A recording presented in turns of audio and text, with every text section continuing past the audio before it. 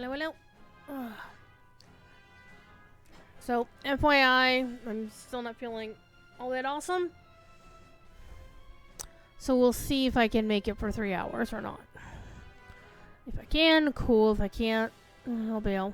Because I'm feeling a bit, everything is aching right now. In fact, I'm going to actually take some Advil for it. Because I just ate supper, and therefore my stomach is not empty, so Advil will not make my guts feel like crap.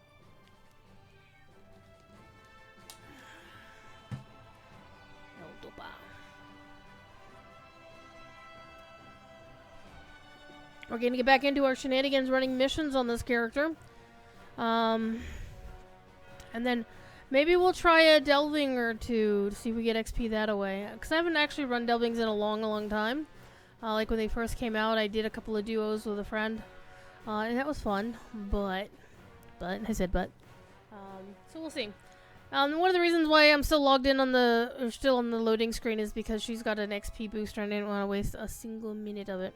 She's got a 200% going on right now. So, we shall see. I know that I don't want to actually run story content with this character. I just want to get her leveled as fast as possible. So, we have done a bunch of missions. We did all the ones in Erebor. We did all the ones in Anakorfu. So, we still have the Trestle Bridge ones and also the rest of the ones in Thingamajigger. And if I'm still able to keep going, I'll probably pop into the Harvest Math Festival and maybe do a little bit of Harvest Mathy shenanigans. There isn't really anything this time around that I'm really interested in. The new cosmetics look amazing. They're just not my bag. And honestly, a lot of the Halloween cosmetics are not really my bag. But I might actually put on an outfit now that I'm thinking about it. Maybe we should dress for the occasion. Carla, I know, Bookworm. Is it not the best thing ever right now? I don't know if you caught any part of my stream earlier today. I'm like, this is so good. Alright. Do I have an out? Okay, there we go. Let's go dress up in some Halloween stuff for giggles. I don't want to use my parrot, though that would be kind of funny. Let's do the parent thing. I am actually going to... See, part of the problem is I don't have the Tidebreaker's aura in my wardrobe yet, because Standing Stone needs to fix... Okay, since I'm on my own channel, I can say this. Standing Stone needs to get off their ass, find the time, and overhaul the cosmetic systems for both Lotro and DDO. I know it's not as big a deal as putting out new content, but for holy shit, my god. It's just so bad. I have 573 items and I only have 390 slots. Plus I have stuff stored in various houses and various character inventories, and I shouldn't have to do that. Alright. Well, let me go see if I could find my Halloween. See, that's also things I can't even find my Halloween stuff. Except it's going to be under upper body. We're gonna start there. And honestly, some of this crap I'm probably gonna throw out because I don't have, like, the Gundabad stuff I don't wear on any character. I really don't. I don't have it dyed. Some of the stuff I've never used. But I want my Halloween stuff. So I do like the Traveling Roads of the Autumn Wanderer. That's actually a favorite. But I think I'll go with, the Autumn Nights. So let's go search for Autumn. Okay, we'll go... You know what, let's be weird. Let's wear the gown because I can be weird like that. We're gonna be a lady wearing a gown. Let's have the hair go free, because I haven't seen this character's hair in, like, for so freaking long. Do I want to wear a cloak with it? Do I have... There's a cloak for it, isn't there? There is, actually. We'll go with the cloak. Feets. Nothing for feets. But hands. Hands! Show me your hands! As you can tell, I've been hanging out with a few too many people who play GTA 5. Playing cops on GTA 5. No. Okay, I think this will do. We're just gonna wear this. It's gonna be awesome. Though I do want to get a bow. Here I said I wasn't gonna waste any time, and here I am just ticking, ticking away. Ticking away the moments that make up a dull day. Alright, we want swords, swords, all the swords. Winter ways, the hours in an offhand way. I still like the Resealed Champion's greatsword. It's fine. Though it doesn't really match this outfit that much. Let me try this one. No, I mean it does, but it doesn't. I need a greatsword. That used to be my go-to for like, I think I'll go with that. That's okay. No, what's this one? That's more dwarfy. I want something more elven if I'm going to do anything. I do like that one. That one's kind of spooky. Actually, let's go with this one. It's kind of spooky. I like it. Okay, and we need a bow. Need a bow. And I think this time I'm gonna go with the creepy Aranora's bow. Yes. That's the thing. Okay. So keep our hands free. How are my feet? Well, I need some boots. I do need some boots. Let's go with feet. I have any black boots? Yes, I do. Black leather boots or thick elven. We'll go with just the bog standard black boots, and that'll be fine. That'll be fine. So we do need shoulders, though. We need shoulders. Or I could just hide the shoulders. But let me see if I can find. I don't have anything in black, though. Burgundy. I know I have stuff in heirloom blue, but I want something more yellow. Gold, everything in gold? What this one? That's kind of foresty. That could possibly go. Or Moria gold? Nope. Lorian gold, I should say. Moria silver. Orange? Nope, I'm thinking orange. No green, turquoise, umber. Umber, you got anything in umber? No. Walnut brown? No. Yellow. Okay, I think we'll go with the shoulders in this outfit.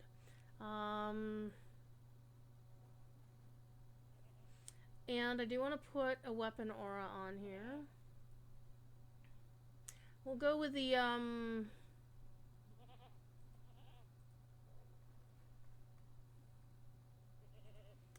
we'll go with the Fateful Thunder one because it seems to be the most appropriate for this time of year. I'll put them in all 3 slots. Okay, there we go.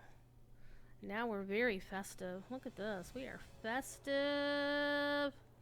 Alright, let's keep going. So I was doing missions. Let's get back into Vernazzle. DDO's Cosmetics was nearly cash grab. It's not a... Well, okay, it is. So is Lojo's, honestly. Selling wardrobe space. It's like, it's quicker and easier and get more slots if you just make alts for wardrobe. See, I don't mind game studios monetizing shit to be able to make money to keep the doors open. I'm okay with that. I just wish they had a different system that would allow us more flexibility. That's all. Alright, you got one more mission, so let's go and do it. Oh man, oh man. So I've already run all of my characters through the Haunted Burrow.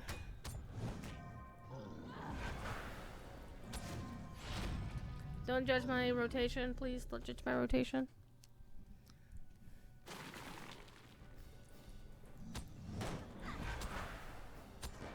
I didn't really need to use that.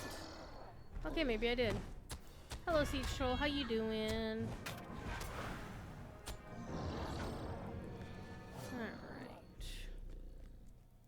I'm just going around killing everything in the instance because I get more XP that way.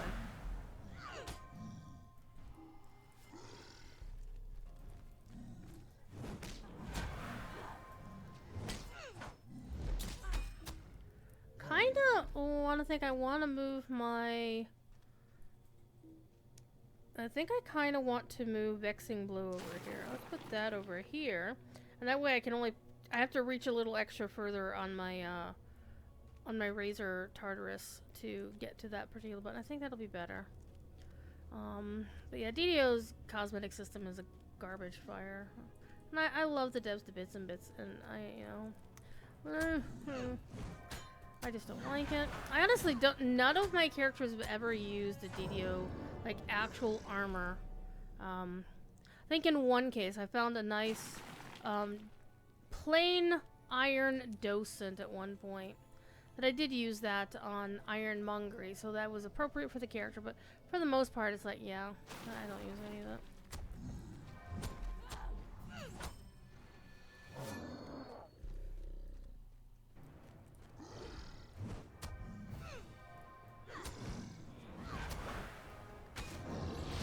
So I don't know how late I'm going to be here tonight, but I am not feeling 100%. I am aching a lot. My eyes are hurting.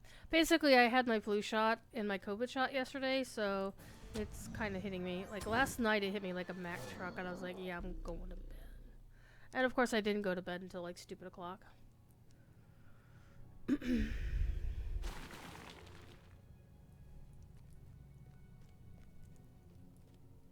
Yeah, that's something that they could definitely consider. Honestly, what they really should do is to just get a Lotro style cosmetic system at the very least. Now, occasionally they will borrow technology from one game to the other. Some stuffs are just not a one-to-one analog. But I don't know if you've noticed with the bird on the shoulder, the parrot on the shoulder cosmetic. I don't know if you noticed. Where am I going? Out this way. It borrows something from the falconry tree in DDO, which is... and it didn't used to do that. This is a fairly recent addition to DDO. Is that when you go into combat, your falcon goes up out of the way. It didn't used to do that. So that's very new to even Lotro. Sorry, into TDO, and when we all notice, it's like, oh, that's so cool! Your parrot is not stupid and gets out of the way when you're fighting things. And then it comes back once it's done. So that was pretty cool. Do you need something? Alright, you got two... We've come too far to turn back now. Alright, before I do that quest, how long? 6 hours and change... Yeah, so that's at the 3... That's a 3 a.m. the thing. Blah, blah, blah. Games, I allow for chance. I take no such risk in war. I agree with you, Bookworm. It should be a statted item. Kind of like how the,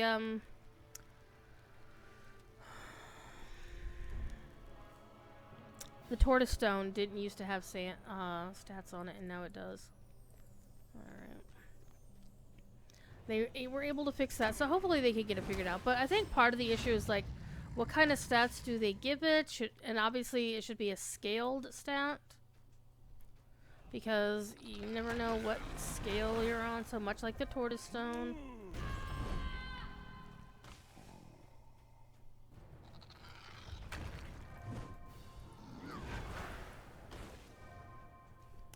So next week I will also not be able to stream it because we have a different moot going on.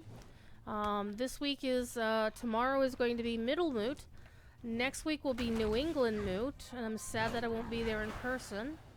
Because one of the cool things about it last year is that we had MVP there.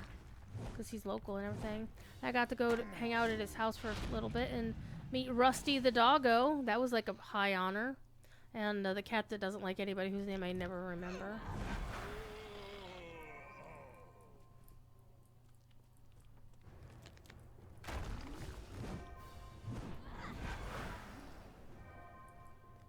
We're about to get 135 here. In a little bit.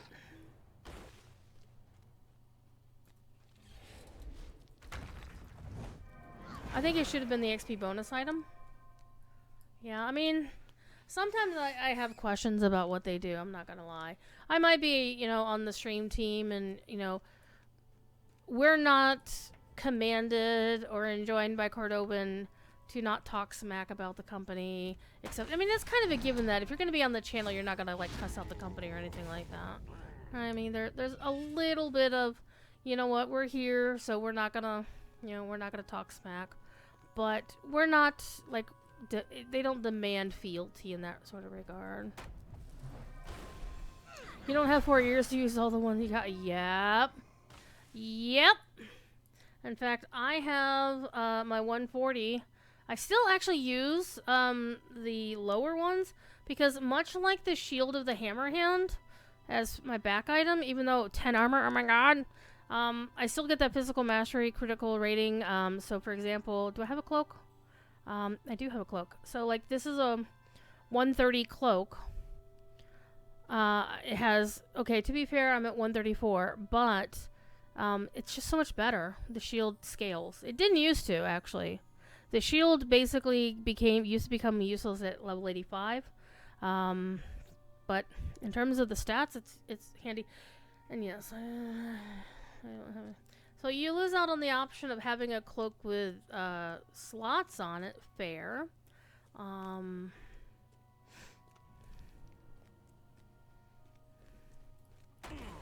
But in terms of the actual stats you get, key drops from the fallen giant. Well, let's go over here. I'll beat this giant in the ass.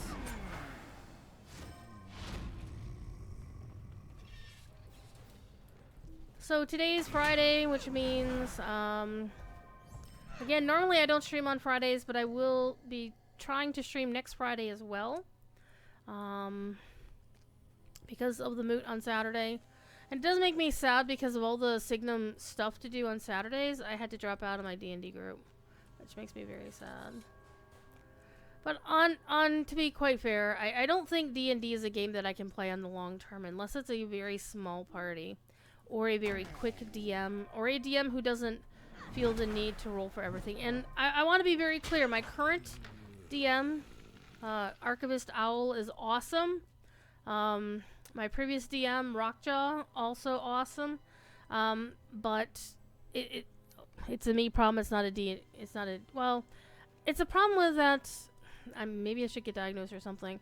Is that I really find my attention wandering when it's not my turn. And if there's too long between turns, because the DM is rolling for a lot of stuff, I get bored. And it has nothing to do with the quality of the DM or the quality of the game that they're playing, or especially if it's a DM that this is their homebrew or whatever. Like, Archivist Owl's current game is a homebrew. And it looks amazing. The lore looks amazing. Cause like, I felt bad about it. I was like, you know, look, this is no disrespect intended to you. It's just, because at our table, we had somebody who would do other things during the game, and we had to, he had to ask that person to step away because they weren't actually paying attention to the game, and it became problematic. And I didn't want to be the next person in that line. Oh man, this was much more fun on a Berg. Now we'll just kill them all. So I didn't want to, you know, contribute to that issue.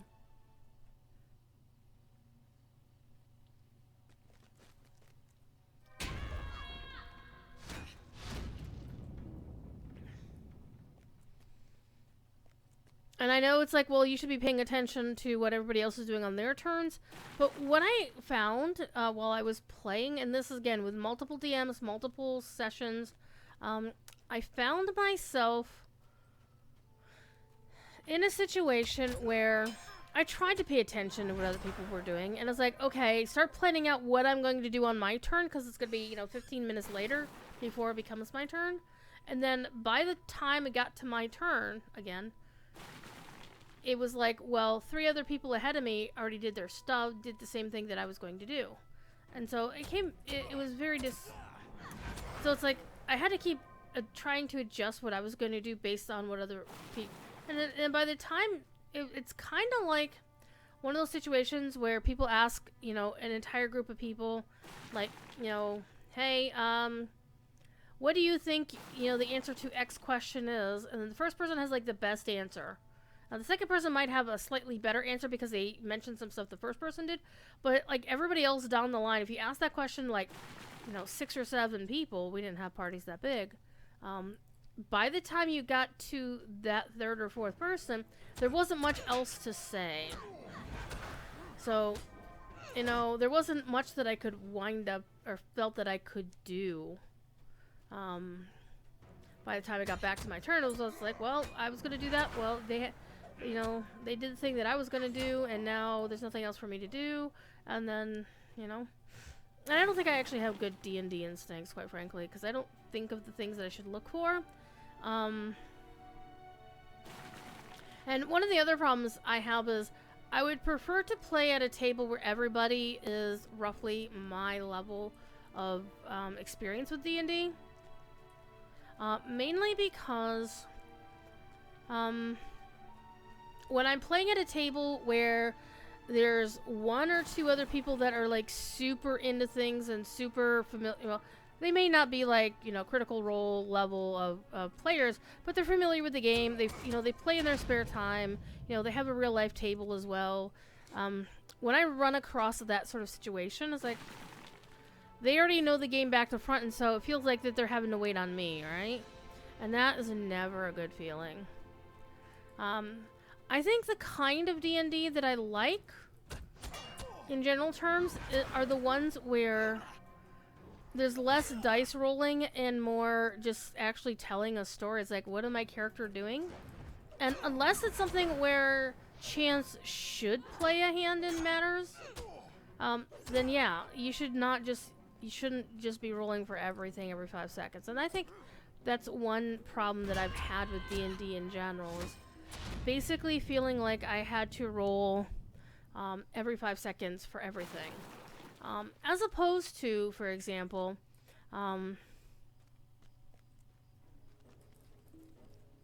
it's something my brother-in-law actually, I was talking about this earlier today on the official Lojo channel. It's something my brother-in-law talks about in how he runs D&D games, is the assumption of competence. Oh, Bookworm, yes, hello, stop tweeting about me like that. But in my particular case, I always feel bad when my character, even as a level 1 character, let's just use the recent example of my last fully fledged character. She was an arcane paladin, so basically a Nightborn, like in World of Warcraft, but her paladin stuff was not based on the light; it was based on the Nightwell. And so she was an arcane paladin. And it was a really cool concept, a really awesome character. I had a really nice backstory for her. In fact, she was the only member of our party who didn't have a traumatic childhood of some kind. It's not that I wanted her to be boring, I just didn't want her to be like, this angst monster, right?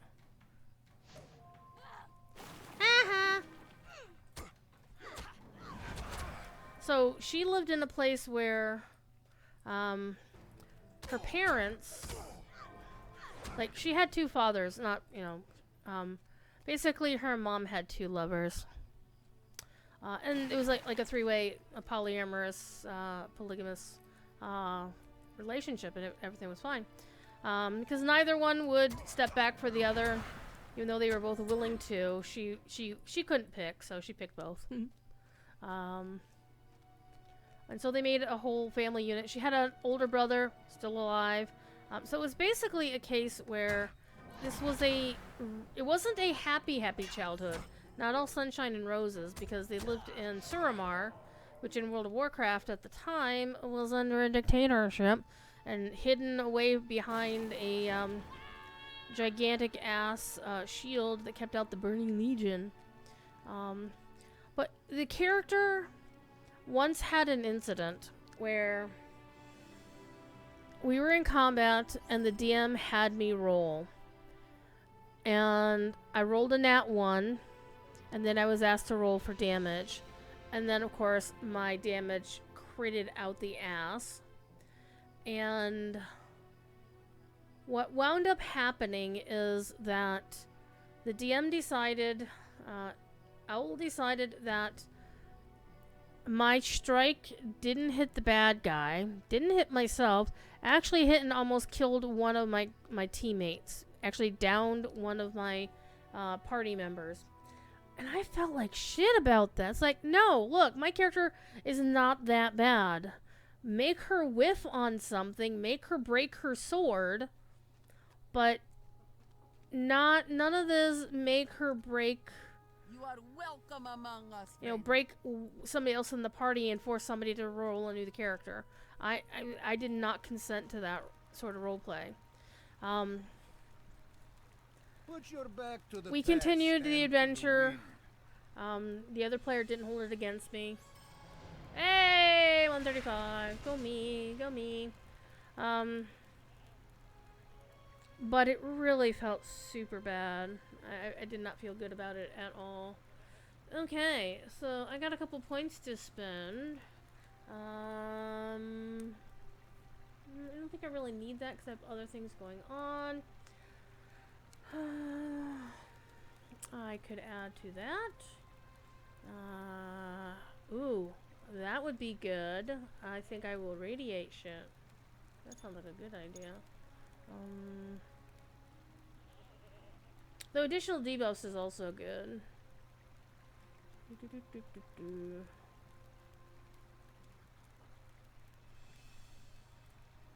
I'll go with that. Yeah, so what actually wound up happening is I went to the DM afterwards and, you know, explained that I was not cool with this. I didn't want to have friendly fire in our game. And he eventually changed the rules so there is no friendly fire in the game. Which I appreciate him for doing that, and I thank him for being considerate about it. Again, this is basically not something that was ever explained. So it was literally a case where, well, this is the first time something like this happened. How do we handle it? And so once we went over the issue, and all was well, right? All right, let's go do the Trestle Bridge missions. Get some more XP. I am also going to reforge my LI now that I'm thinking about it. And I'm also not going to hit that button. I'm going to hit this button so I can not send Stampy and stuff because Cord can't take my stuff. No, generally, I'm maxed out on good to bad rep, so I just send these over to Phoenix, or I'm sorry, to Star Silver, because she keeps all of my shiz for whatever. Okay, so if I really wanted to, I could use that, but I'm not using a shield because I went two-hander on this one. Alright, and yes, this is my crafter, and I really need to use all of those. Reforge. Okay, reforge. Not you. Neither of you. I don't want to reforge either of you. So I guess I can reforge till 136. Yeah, see, I would expect something like that for an AoE, but something similar to the Guardian's Hammer Down skill.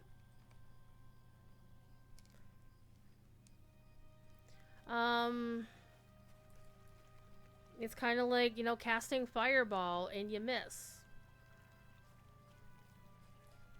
Wait, where's the, oh, you just got a regular. Would you do something for me? I'm not going to do the Wildwood quest, thank you very much for asking.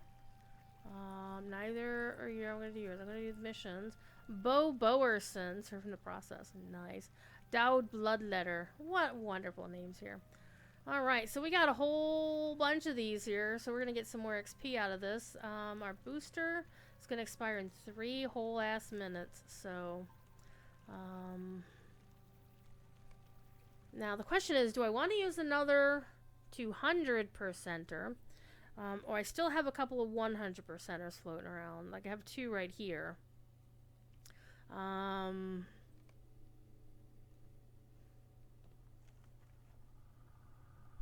Because one of the things I plan on doing is next weekend, a VIP bonus XP weekend, I'm going to pop a couple of these 200%ers and we're going to town. So I have like 50 100%ers. I only have 6 of the 200, so I'm not going to use another 200.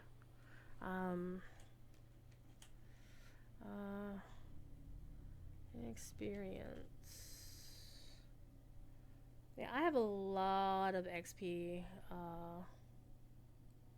stuff, but I have a whole bunch that are like bound to specific characters.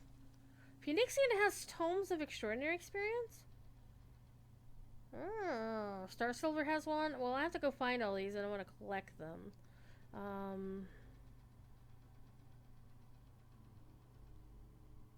Cause look, bookworm, look, my shared storage isn't full because I took all of the XP, virtue XP things out of here and used them. I used them all.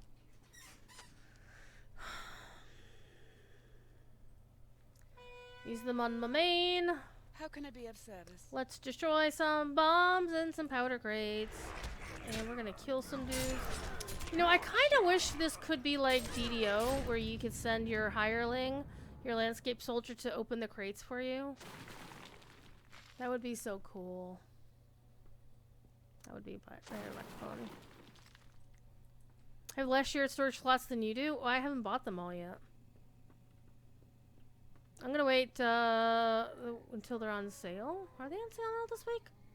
I forget what is on sale this week. I forget. I think character slots are on sale this week. DDO hasn't had character slots on sale for 2 years now.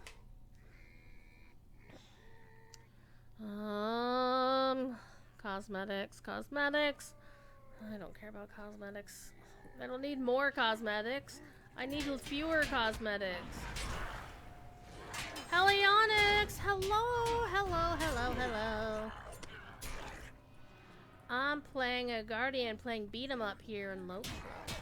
So I am trying to power level this character to level cap by using an XP booster. Several of them actually. And just running content that gets you a lot of XP for a little amount of time. So I might try some delvings. Those will be not new to me because I have done some before. I just haven't done them on stream before, I don't think. And actually I haven't done them since before they revamped the gemstones for those. Like, you know, you had to have one gemstone for every damn level. And now you only need like a gemstone every other level or something. Every 3 levels or something weird. We're beating up on orcs today. How are you doing? So, I don't know if I'm going to make a level cap tonight, but I can do my best. And again, I am not feeling 100% because I got my flu shot and my COVID shot yesterday, so I kind of feel like death warmed over. So, kind of, everything is aching right now. It's all aching. So, Cord, on his DDO stream today, Fridays at 4, he was talking about something that I thought I was the only person who actually did. And maybe a lot more people do that. It's like, when you're, like, inducting, opening a box or something, but something attacks you when you're trying to do that, do you turn and fight things, or do you see if they'll interrupt you or not?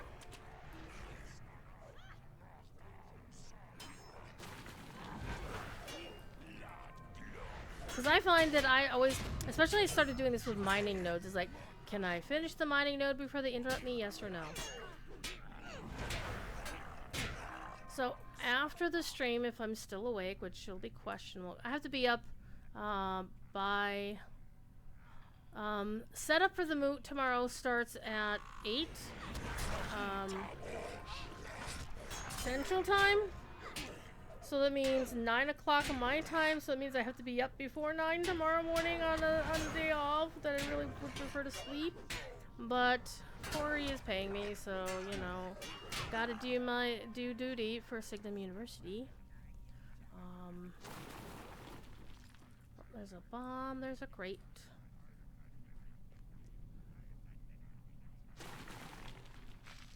Me through. Uh-oh. Am I stuck? I may be stuck, chat. Oh, No. Phew.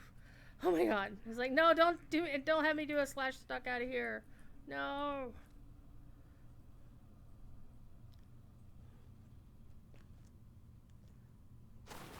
So we have we have Middlemoot tomorrow. And Middlemoot is one of our moots that's held in Iowa, so it's on Central Time.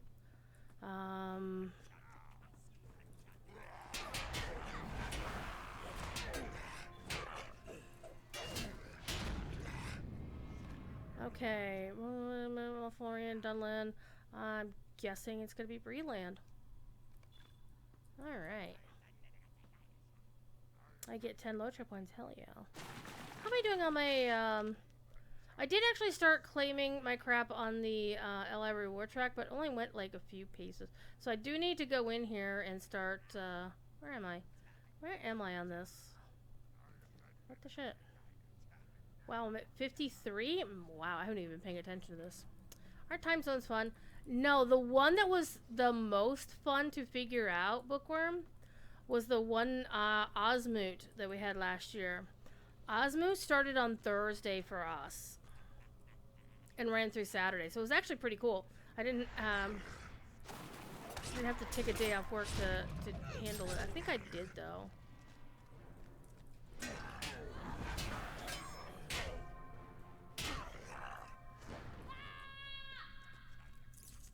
I think I still took that Sunday off. Oh my god, I am so achy.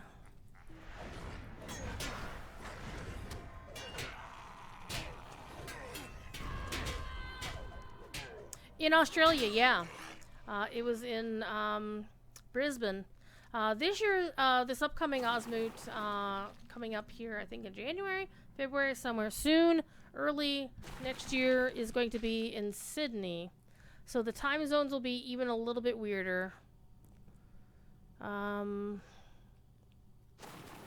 So I wound up having to work Thursday night, Friday night, and Saturday night.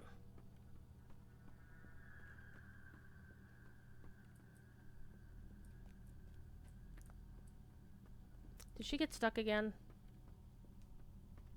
Let me go find her. Because sometimes you have to actually go find her.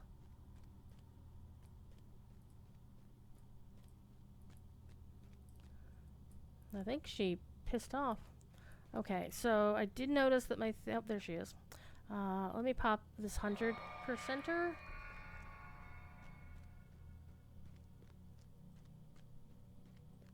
So my goal for this weekend is to get this character to level cap, and then for the next 2 weeks, I will work on my Warden first, and then my Lore Master last.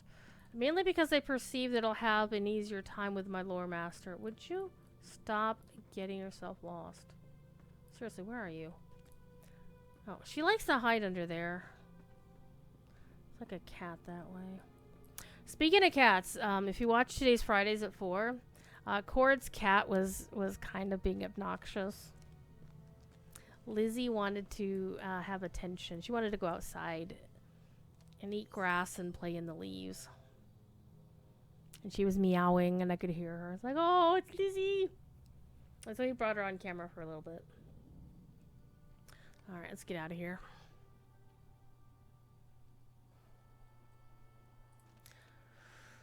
So I gave my day job boss, a heart attack the other day. Because he and I have side conversations about our coworkers because I'm the senior representative on my team now. And I had to be very blunt with him about one of our colleagues who was very bad about notating tickets. And he was in a position where we both applied for the same position, same promotion, and he's the one who got it. And I'm particular about adding notes to tickets for important things like this. And, well, he wasn't. So, you'd think that would be not that big of a deal. I mean, usual thing. I found out that my boss isn't allowed to actually fire anybody now or write people up. I'm like, wait, what? I was like, Brian, why can't you fire people? And he says, under the new company thing, we can't do it that way.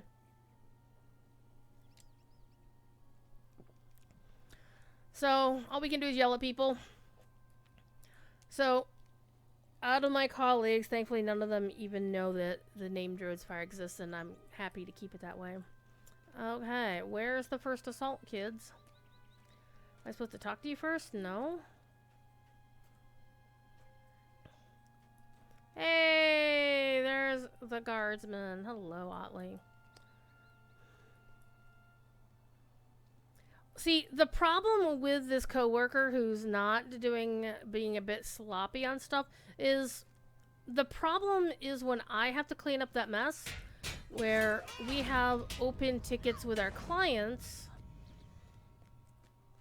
that go on for way too long, and there's no follow-up with like their IT people, the client's IT people, and one of our client's IT people is just like the worst to ever talk to. And so the big problem is this particular individual is the nephew of our boss. So there's a little bit of nepotism going on at my job.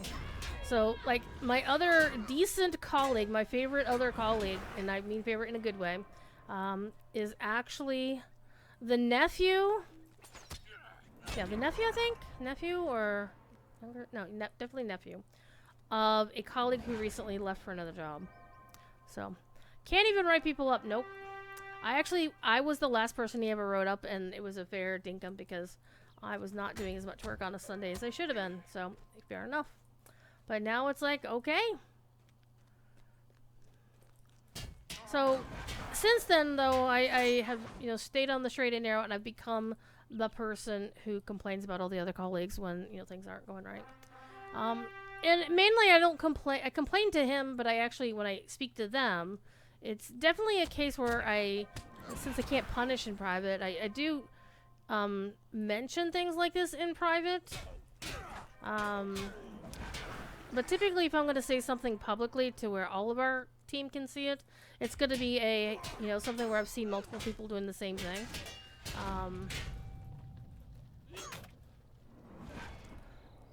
And what's really bad is one of them is like anytime he's actually said this publicly in our Slack channel in front of like the rest of the team. It's like, I apologize for doing whatever. I'm sorry I made you angry with me. I'm like, wait, what? Dude, I'm not mad at you just because you have a bad taste in football teams, which he does. But the colleague who I'm having the biggest difficulty with because I'm having to clean up a lot of his messes. And these messes are basically becoming visible to our clients, which basically makes our company look bad. And that's not good, right? So what I try to do is lead by example, do my tickets the right way, show people this is how it's done, and this is how our higher-ups want things done.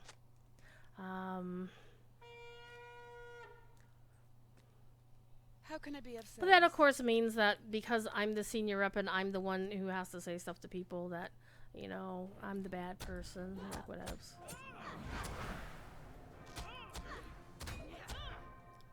Alright, let's free the animals. Remember the last time I did this quest is, like, basically all the baddies hadn't spawned in yet by the time, like, I got, like, halfway done with freeing all the caged animals and, like, nobody had spawned yet. Like, none of the baddies. It was hilarious, actually. We'll go this way this time.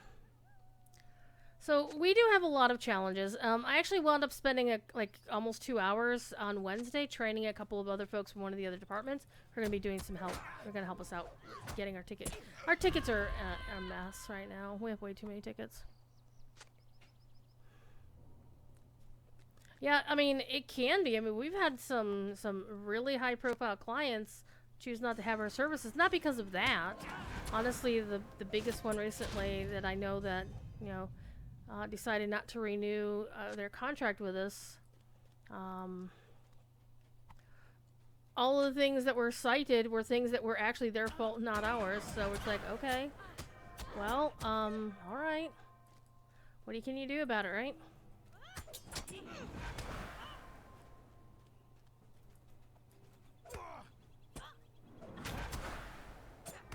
I like Vexing Blow. It's so much fun. I really want to get Corey in here to start redo his Guardian. I know Corey is a big, old school yellow Guardian on his weekend character, but he also hasn't had time to do a weekend marathon, and I think we really need to see if we can get him to schedule that. That'd be fun. We also need to schedule the Signum Fall fundraiser, but we've been doing a fundraiser recently to help with our mission to become accredited. There are fees for that shit, which I didn't realize there were fees for that shit. Well, I knew for like the past couple of years, but we're doing another fundraiser for that. And of course, the Lotro stream team and the DDO stream team will be doing extra live coming up here shortly. So, plumbing people's pockets, but for a good cause, right? Oh, the Forester thing's going on right now. So we just got a notification since we're in Breeland. In the next 15 minutes. I'm not gonna mess with that here today. Honestly, I really haven't been paying too much attention. I mean, I have been kind of looking at it, but I haven't really been testing it out on Bullroar like I really should. And I gotta admit, I'm a little bit concerned about the fact that they're not doing a Bullroar until maybe next week. I'm like, the expansion's coming out in 2 weeks. What the fuck, people? But I also know they're like stupidly busy over there too. But I'm excited. Oh my god, I want to go look at all of the cool shit that Scenario did not show us on Wednesday.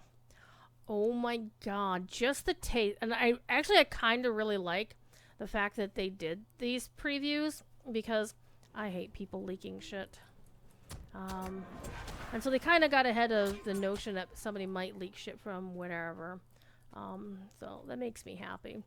And I always like Standing Stone to be able to toot their own horn, because, oh my god, Scenario does such amazing work. And whoever else was working with him. I don't know who else is on the world building team. I know they had a dude named Bakata for a while, but I don't think he is back. Well, that was a little bit delayed, wasn't it? But he's not the only person who does this sort of thing.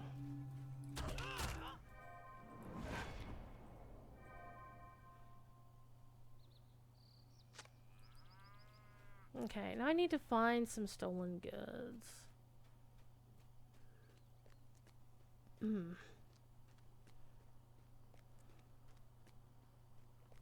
I do appreciate the devs being willing to, you know, give us the peek under the hood for, you know, for new stuff like this. I've also been enjoying Bob Hess's show on the other side. Honestly, the best name for a stream is The Joy of Deving with Bob Hess. Come on. That's so baller.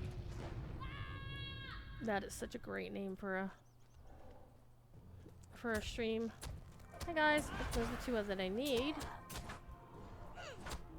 It is a great name. Because what he's doing is, the short version of the story, I think Bookworm, you may know this story, but for Halionics and others who may be watching and may not be aware. So DDO actually had a panel at PAX East this year, and in that panel they had 3 developers. Basically, previous to the actual event, they had the community vote on certain basic aspects of what this was going to be about. And this particular thing is going to be involving a cat and a dragon, and all 3 developers on the panel were basically doing a pitch to the producer, Tolero, who was awesome, by the way, to say, okay, this is the quest idea I had using these ingredients that the community voted on, and this is what we're going to do. And then the community was allowed to vote on which one they liked the best. And Bob's won quite handily, I might add, because, you know, no disrespect intended to the other 2 developers at all. I kind of wish we could have seen more of Artemis' one, but it do be what it do be. And so what they've been doing is, oh god, I know this one. He's been doing the occasional stream over on DDO side where he's showing the actual tools the developers use in building dungeons in DDO. Like the actual tools, the steps they're going through. I mean, there's a lot that's glossed over. It's kind of like the MacGyver version of game deving, Because, you know, MacGyver never told you all the steps to do whatever he was doing. Sometimes it was for safety's sake, and I imagine there's some of that as well in this, is just that, you know, there's some stuff that is still going to be bound under NDA or whatever. And Bob's a good dude. He's really a good dude. Bob is also the reason I go to Felipe's Taqueria every time I go up to Boston, because he took a few of us players up there. His friend used to go by the handle of Martini. I think she goes by Goth Song now. So I want to be respectful and show, you know, speak of her, but I've known her for and one year, she and I actually roomed together at PAX East, and she got very sick or whatever, and she actually went home early that year. It was very sad. But a following year, Bob took her, me, and a few other people out to this taqueria up by Harvard, right off the Harvard train station, the T. And, oh my god, their burritos are so good. Cheaper than Chipotle, which here in America, a good sized Chipotle burrito, especially if you put extra meat in it, because, you know, they go a little bit cheap on giving you meat. Basically like $9.50, just shy of $10 here. For the same amount, you can get a burrito that's almost twice as big, and is so much better. Oh my god. Yeah, she's still around. Her Twitch handle is, I think, X Goth Songs X or something like that now. So she went full goth.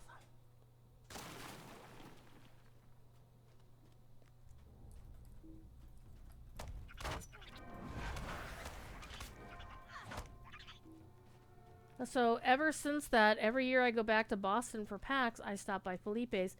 And then the best thing ever is this year, I found out that Mike's Pastry has an outpost out there, literally around the corner, and that outpost takes credit card.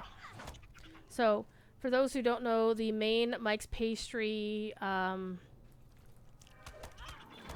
iconic Mike's Pastry in downtown Boston in the North End on Hanover Street doesn't take credit card. It's very famous for not taking credit cards.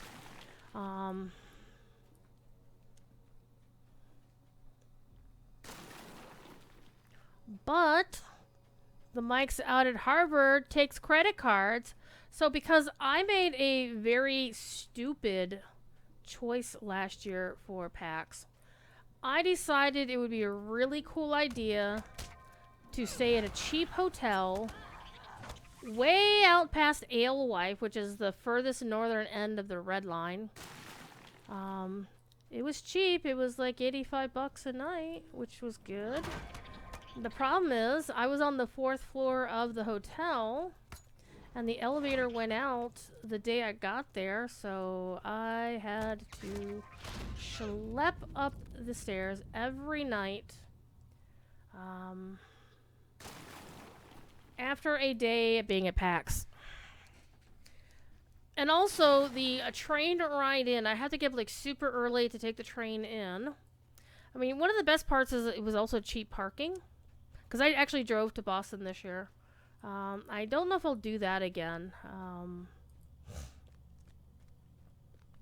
Because it's rough. Driving to Boston is rough. I think I'm in the wrong place. I think I'm back in the main brood mother's chamber. I am. Alright. I always get lost in this one. Always get lost. So, never been to Boston. Boston is a lot of... I like Boston a lot, actually. To be quite honest, I kind of wish I had gotten hired by Standing Stone, because I would love to live up in Massachusetts. I live in an extremely red state, and I don't like it.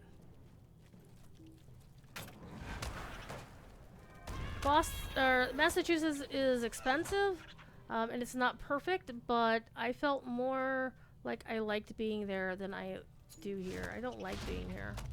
And if I moved up that way, I could go hang out with my friends who live there. namely the folks who work at Standing Stone, who, you know, the ones that I consider friends, like MVP. It would be cool to hang out with MVP and Clem and Rusty the Doggo. Yeah, that would be fun. And maybe hanging out with Corey more than once a year? Twice a year, counting Mythmoot? Though this year I actually got to hang out with Corey. Okay, in the past 24... where am I going? I don't know where I'm going. No, this is not the way. In the past year, I got to hang out with Corey 3 times. Once at New England Moot last year, once at... Nope, not the way. At PAX East for a few minutes. Did I get to hang out with Corey at PAX East? Actually, maybe I didn't. Maybe I'm lying.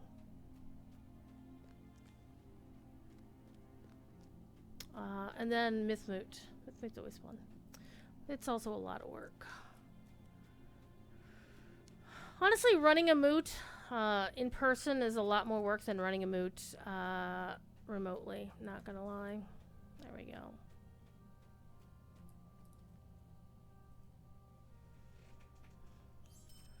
Okay, where'd I lose her? Well, looks like I get to just summon her. The food up in Boston is amazing. Even the crappy food is pretty decent.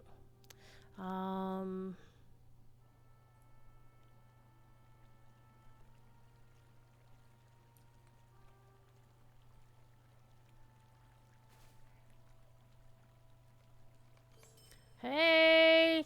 There's a mariner. Shanty collar. Nice. Closer you ever been is Philly or maybe DC? Philly is closer than DC by a large stretch. So if you're looking at the East Coast, Boston's kind of this way. New York is kind of here. Philly is here, and then DC's down there. So.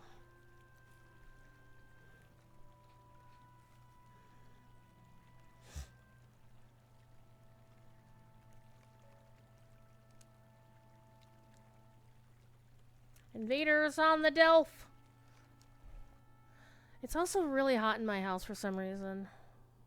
Let me see what the temperature is outside right now. I might just open my window next to the desk here. It's currently 68 degrees outside. Oh, apparently it was raining this afternoon. Oh no, it's going to rain soon. Okay, that'll help. So the temperatures went up to 79 degrees today at a high, and then the high tomorrow is going to be 65, and then we're going down into the 50s for the high over the weekend and into next week. So I'm liking it. I love the fall weather.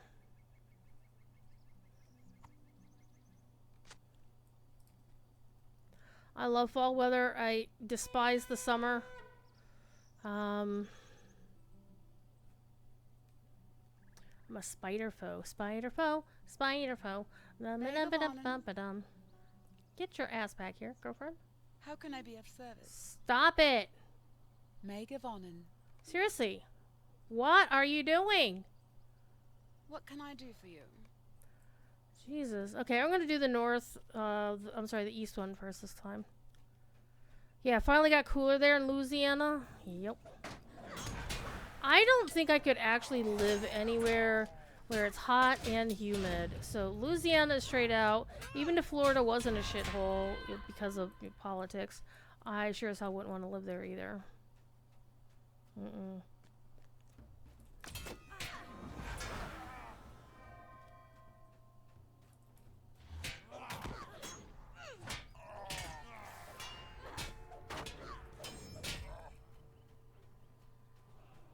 Raining for several hours, so weather's headed... It's probably it then, Bookworm. If you're to the west of me.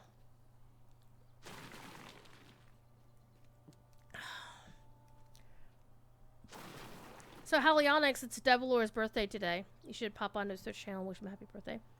And don't tell him I'm not here. Don't tell him I'm not there, because, you know. Chicago suburbs. Ooh, Chicago. Want me some fucking deep dish, Bookworm.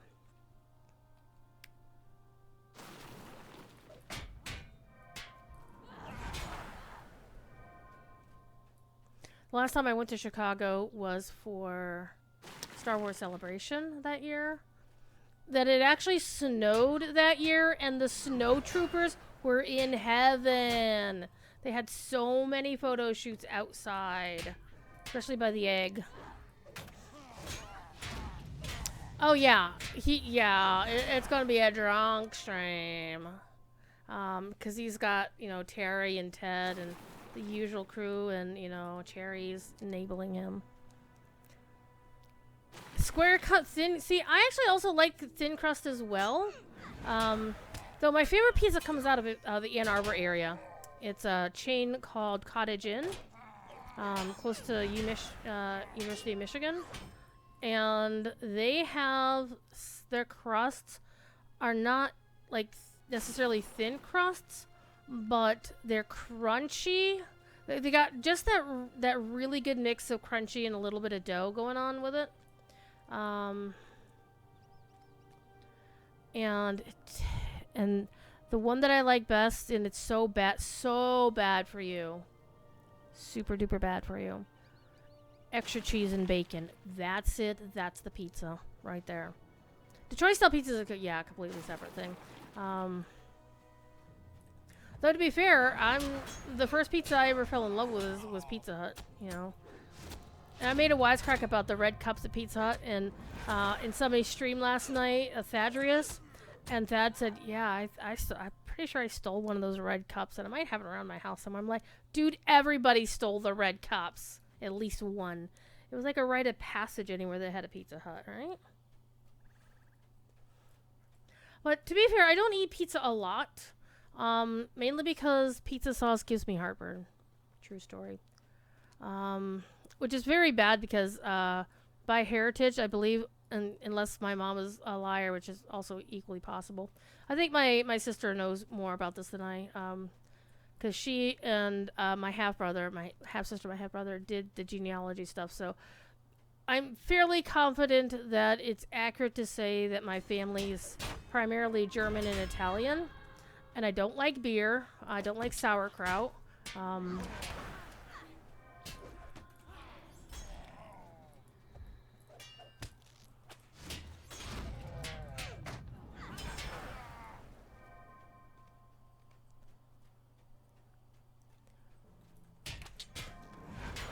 I like a lot of Italian food, but I like American Italian food, quite frankly. I don't think I would actually survive on proper Italian food. Don't like olives, for one thing. And yes, I have tried them. I just didn't never like them. Nope, didn't like them.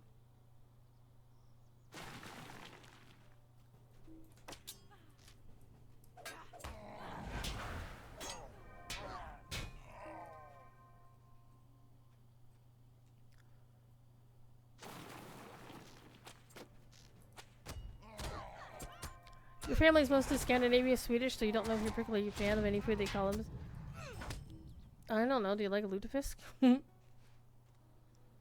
I did actually name a character lutefisk here in Lotro because I was planning on making a big old honkin' band, and I actually have more band alts than I have that I ever actually played.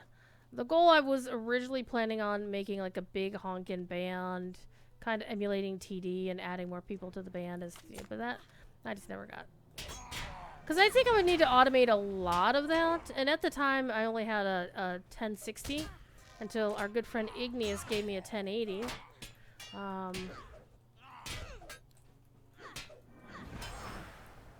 And now I have a 3060, so I could handle more chaos. Your dad tells tales about lutefisk and how it was the one thing your mom flat out refused never to make. Hell yeah. Sadly, when I was a kid growing up, my psychotic stepdad loved sauerkraut. And so he would have my mom make it a lot. And oh my god, I can't. No. Nope. And unfortunately, I would be forced to eat it. It's like you either eat the sauerkraut or you go hungry. And sometimes if he was being particularly dickish, which, you know, happens fairly often with that dude, he would insist on making it without half the time he'd have my mom make it with hot dogs, and when he's being a bit of a more dick than usual, he'd have her make it without hot dogs. So at least if there were hot dogs, I could eat that and not feel like I'm going to throw up.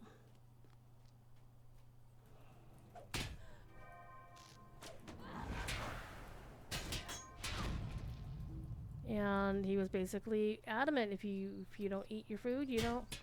You know that whole line in The Wall about if you don't eat your meat, you won't eat your pudding? Well, with that is if you don't eat your sauerkraut, you don't get dessert. He also was a big fan of cauliflower, and he's the reason I found out that I'm allergic to it. Like, the smell of cauliflower being boiled will make me nauseous. Actually eating it put me in the hospital once, and he was fucking pissed about that, because that meant he had to spend money to have me looked at by a doctor. And the doctor said, yeah, if you eat this again, you're going to die. And you don't, pump your stomach out, you're going to die. He would have been okay with that, honestly. Because there would have been less mouths to feed. He was not a very nice person. This is what this way. And if he's dead, I will be quite happy of that fact. Am I allergic to broccoli? I am not allergic to broccoli. It will make me nauseous, but it won't actually put me in the hospital. So, for example, if I get Chinese food and it has broccoli in it, I can pick the broccoli and I'll be okay. So it's not really bad. But it's definitely, cauliflower is definitely not good for me. It's very strange. Like, when I talked to the doctor about it, where is she? Is she stuck on something again? He was like, I don't understand what the hell's going on. Your dinner would have been an issue for it. What'd you have for dinner, Bookworm? Did you have something with broccoli or cauliflower in it? So, yeah, I can't eat any, like, cauliflower pizza crusts or anything like that. No, here she is. I can summon her now. And that's cool. I mean, it's one of those things where I can pick it out, and as long as I, get the majority, like a little tiny bit of it, like the little flores, like, like the little itty bitty, I don't know what you call them, leaves bits or whatever. One or two of those aren't going to be the end of my day. Alright, next. We're over halfway to level 136. This is awesome.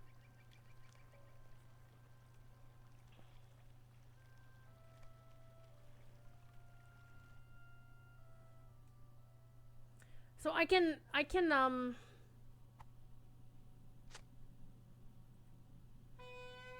like, it's not gonna make me nauseous to hear, or to hear, to smell cauliflower, or I'm sorry, broccoli being cooked.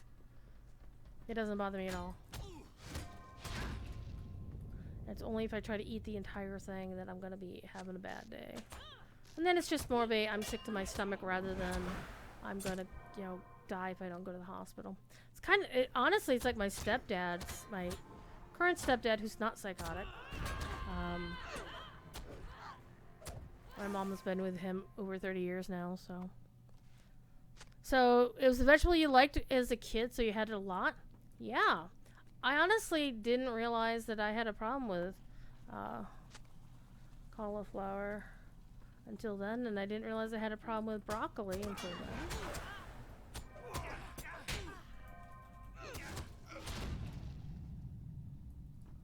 Alright, to get you. Now we're going down this way.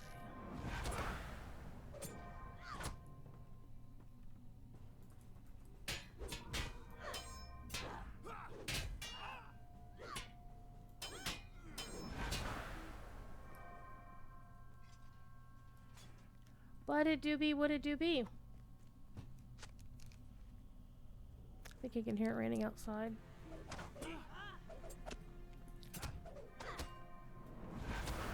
So it was fun running missions in Glooming Tarn with Spall, where I was stealth on my burglar, and Spall would be aggroing everything like a badass tank, and I could sneak up behind whoever we were messing with and just go to town. Where do I want to go? Oh, this way.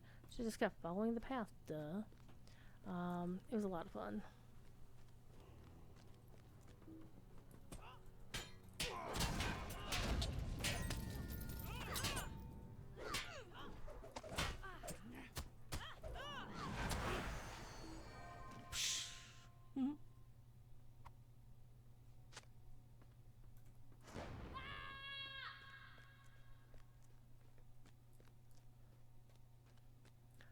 But I would go bananas over a nice bit of proper Italian food. Proper American Italian food. I'd probably be okay with Olive Garden, honestly. Olive Garden is not proper Italian food. Though I have had food in Boston. By the way, Hanover Street, where the main Mike's Pastry is, because, you know, cannoli is very Italian. Hanover Street is also very important because that's where the mobsters eat. I have been to an Italian restaurant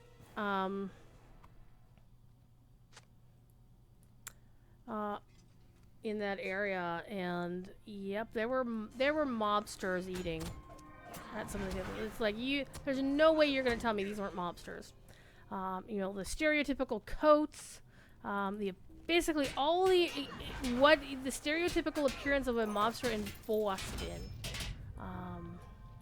was just amazingly funny. The food was amazing. And then there was the time we went to Beppo do whatever. Beppo? Beppe Deal Up. I don't know. What's it called? We took Dr. Demento to, like, the Italian food for non-Italian, you know, like, we don't want to go, like, full-on Italian. We want to have Italian food that's not Olive Garden, but better than Olive Garden, but not as good as a proper Italian restaurant, right? Buca di Beppo or something. I don't know what their actual name is. We took Dr. Demento there one evening. It was fun. If it's the chain or not. I think it was the chain, actually. This is in Chicago somewhere. I've had fun times borrowing celebrities to take them out to dinner for things. So the comedy musician gang that I hang out with, or used to hang out with, because I don't talk to most of them anymore. There's reasons for that. One of the people who lives in Chicago, little bit of sexual harassment going on, and you know, people didn't want to acknowledge it, or they kept giving him like, oh, he doesn't mean any harm, blah blah blah. I'm like, fuck that. So eventually I walked, and it was like, you know what, not dealing with this anymore. Anywho, there's a convention we all try to go to every year called Mars Con up in Minneapolis. And there's two really cool food stories about that. One is that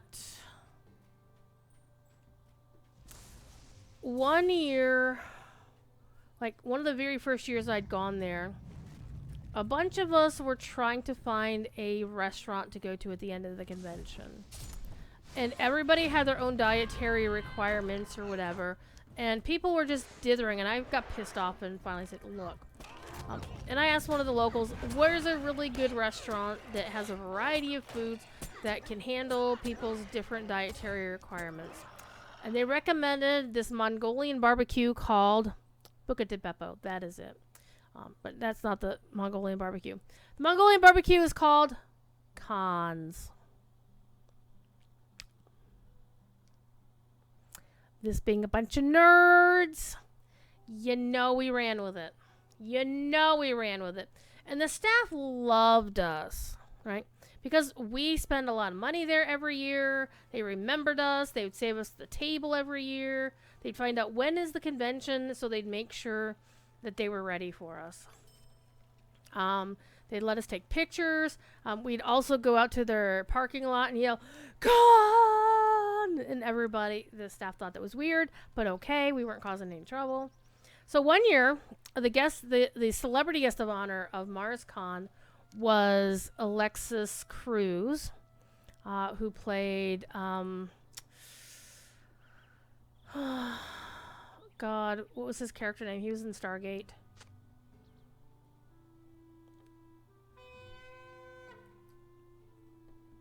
What can I do for you? Skara was his character name in Stargate.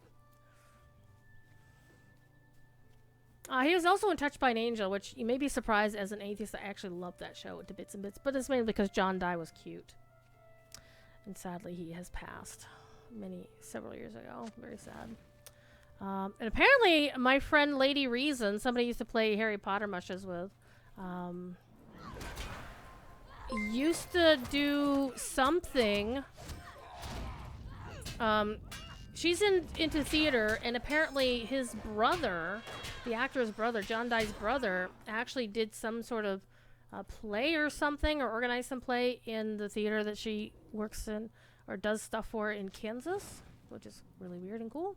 Okay, we need to go down there as well. Alright, we will, but let's clear this out first. Thank you for the follow, Skorgorm. Ah! I'm gonna yeet myself off of here, apparently.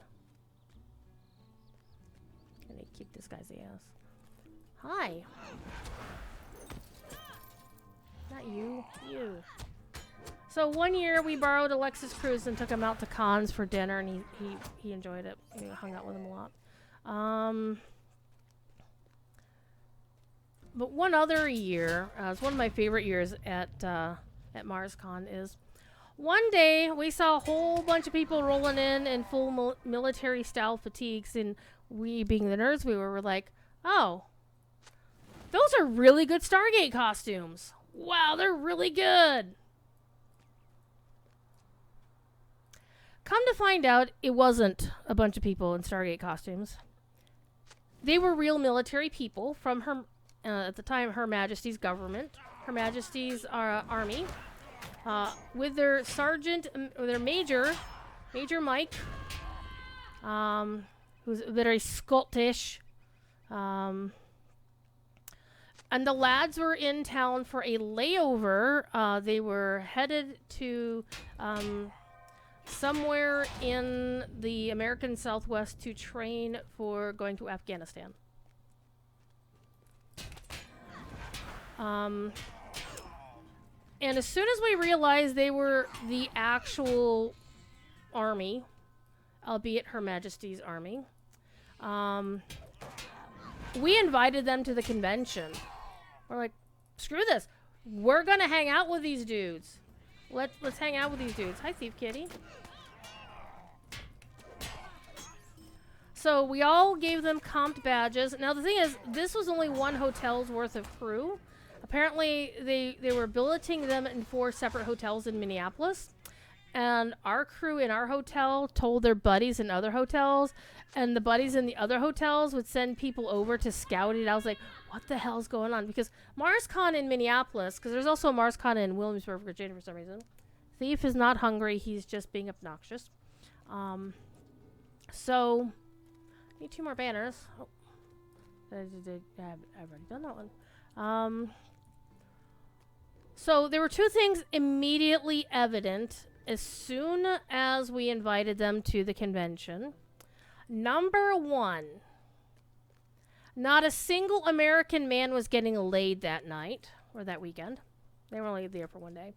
And secondly, we wouldn't have to worry about taking any food home or any alcohol home with us. So both things proved to be true. All the American boys got nothing from their lady friends, because all the lady friends were very wisely spending time with the boys from Scotland and Northern Ireland and Wales. Okay, I'm missing one banner, and it's right here. Happy Friday to you, Igneous, as well. I'm telling stories from my convention-going days. There we go. Fend off the raiding party. Come on, boys. Let's go.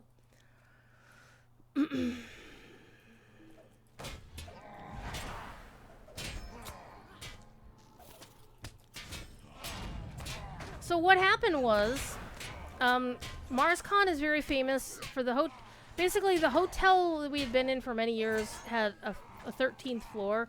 It became the party floor where there was basically a lot of fan groups would, rent out one of the hotel rooms on that floor, and it would become a theme room for, they'd host their own little room parties, and the alcohol would flow. Let's be honest, the alcohol did flow a lot. And so when we invited Mike and his crew to join us for the convention, he only had one request for us, and as far as I know, everybody honored the request.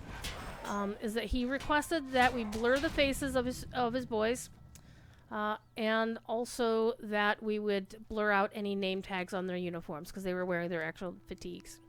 And so, as far as I know, to a person, we honored those requests. And the boys got really super drunk. As you can imagine, these are young lads from the UK. Drinking a lot is what they do, right?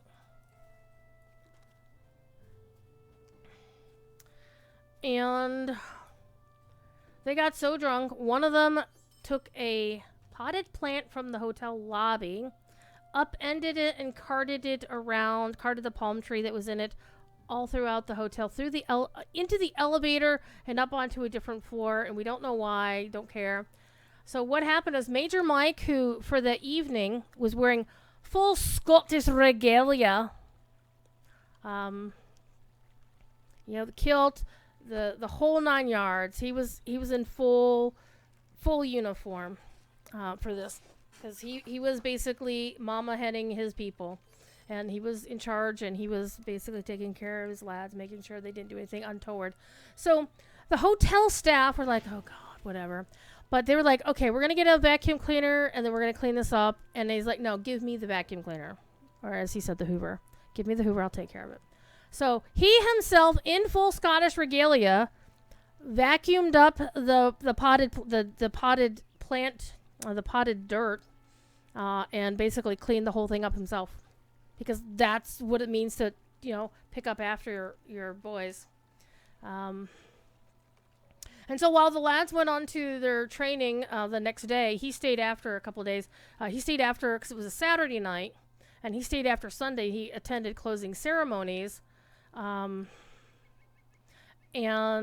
I had never seen a hard-bitten bullet shaved. Like, his head was shaved. Like, he obviously played rugby. Let's just put it this way.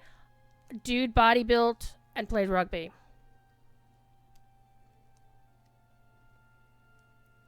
So he came to closing ceremonies, and the dude fucking broke down with emotion on how well we treated his lads. That we didn't have to do what we did, but we did it anyway because, we're nerds. We like hanging out with folks. And he actually wound up buying a house in that area.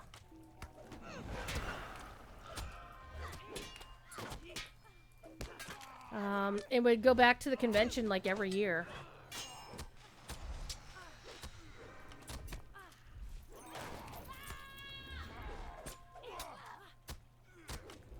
And then a couple of years later, he came back to the convention and told us that what had happened was, since, you go to a convention, you get badges, right? That when the guys went to Afghanistan, their convention badges wound up being on their flagpole, right? And that, they were like treasures. These men treasured our company, treasured, how well we treated them. And, it became a memory of back home. It was like, well, in this case, they weren't back home. And then he told us the very sad news that not all of the lads got back okay. Because, of course, they went to a war zone, so it's the nature of war. But we did our best to be welcoming. These guys were not nerds. They wouldn't know Star Trek from Star Wars, and we didn't care. They're military. They were serving. They were actively serving, and we were gonna, show them a good time.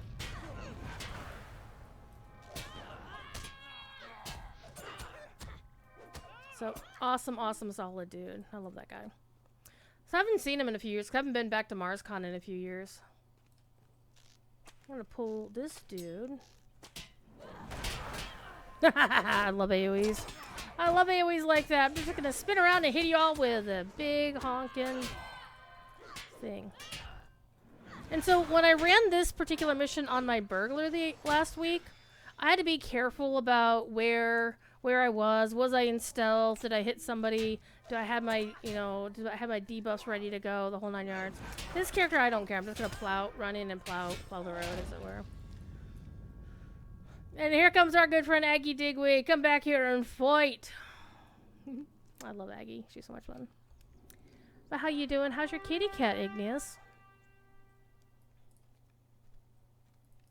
Alright, let's go secure the southern courtyard. You think Matt could fix all of this, right?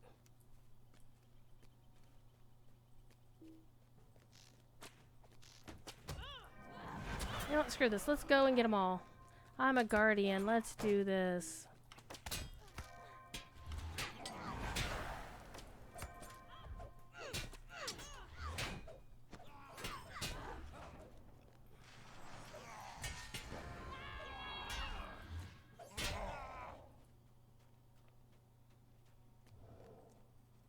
So I have a lot of convention stories from over the years because I've been to a lot of conventions. Actually, until like just a year or two before COVID hit, I had actually attended every Dragon Con since 1997, and I had attended 1995, but I skipped 96. So yeah, I did a lot of Dragon Con, and I have so many stories of Dragon Con and cool shit that I've done there.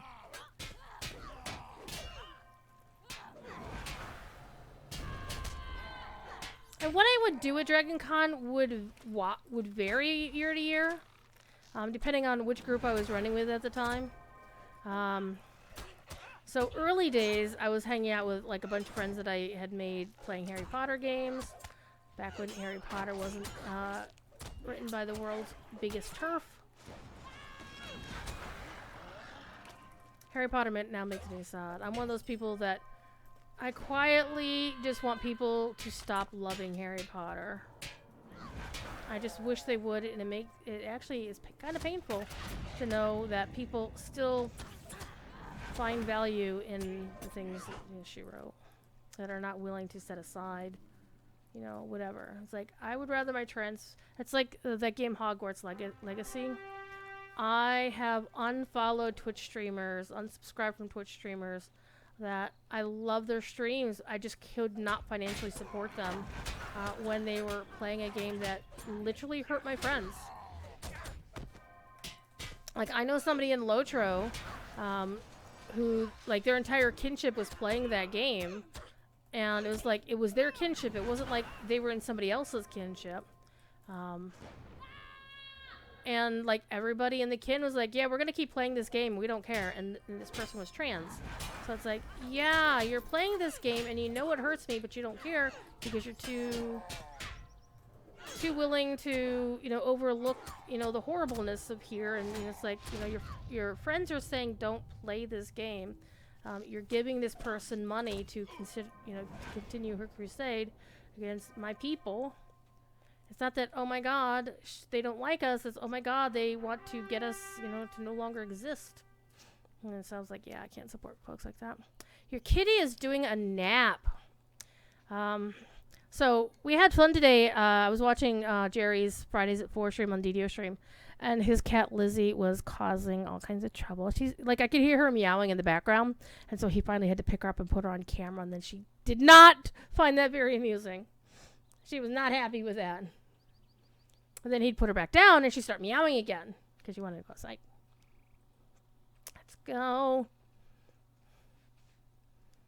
Yeah, Thief Kitty was in here howling a few minutes ago, but now he's not howling, so he's probably gone to crash out.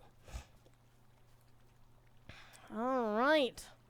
I think we're going to get to 136 off of a couple of... Actually, this next mission should do it. And then I should be able to reforge my allies. And then I'll need to find something else to do. What? Yeah, I'll have to go find something else to do with this character to get her leveled. So I'm probably going to decline and make that message go away.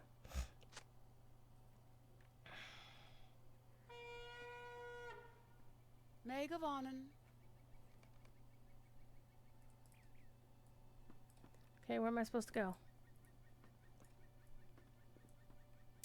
It's gorgeous here. It is totally gorgeous here. So our boy Orion Allen recently did a new Tales of the Shipwrecked Mariner to the game. Added a whole new thing. And apparently I was one of the first people to realize that it was actually kind of like an homage to Moby Dick. But maybe the first person to realize it on stream, to be fair. Yeah, Thief Kitty, you met Thief Kitty when he wanted attention. He would be all up in my face. My face. Oh, this is gonna take 7.5 minutes? Well, shit. Alright, come on, people. Let's go. All y'all in here. Well, it looks like I'm just gonna stand here and kill things. Rack them up? Oh, knock them over. She was willing to rest on your lap while you were playing Resident Evil 4. I've never managed to get into Resident Evil at all. I'm not really big on scary games. Though, to be fair, I'm not big on scary stuff in general. Okay. True story. While I am a Halloween kid, because my birthday is next week, I like more whimsical, lighter Halloween fare. Like Nightmare Before Christmas is good. Charlie Brown Christmas? Yeah. Charlie Brown Halloween is good. Stuff along the lines of Beetlejuice. You know, that's also a Tim Burton little adventure. I mean, it's not really Halloween, but it kind of is. But you won't watch me, you won't hear me watching, I won't be doing any kind of proper horror movies with like blood and guts and shit. Nope. Nope. Not my bag. I think I could go for some like psychological thrillers where you're trying to scare people rather than trying to show just how much blood and gore you have on the screen. Those are not my bag. The Garfield Halloween special was your favorite? See, I knew there was a reason I liked you. Because it's candy, candy, candy, candy, candy, candy.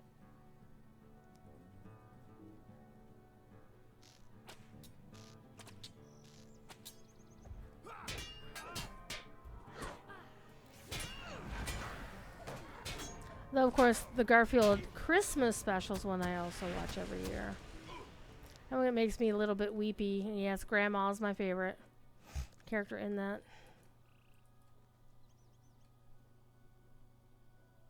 We have done dinged!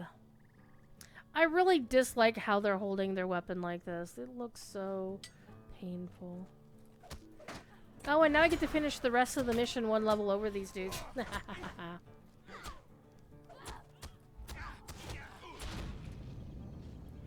So again, I am feeling a little bit rough tonight because I did get my flu and COVID shots yesterday, and so it's 24 hours later and it's feeling a bit rough. So there's a lot of aches and pains that sitting still actually is okay for.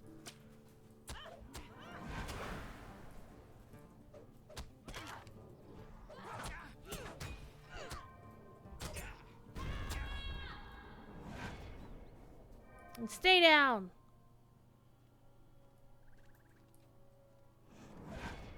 See? Yeah, I imagine I'll feel better. I just need some rest and whatnot.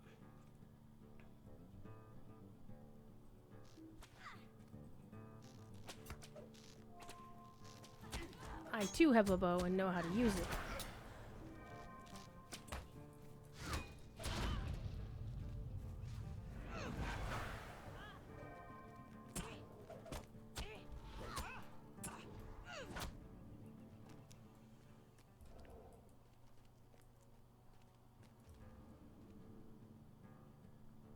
WildStar used to have things like these. They called them holdouts. You didn't feel the effects when you got your shots. You got to knock you on your butt. You felt completely fine.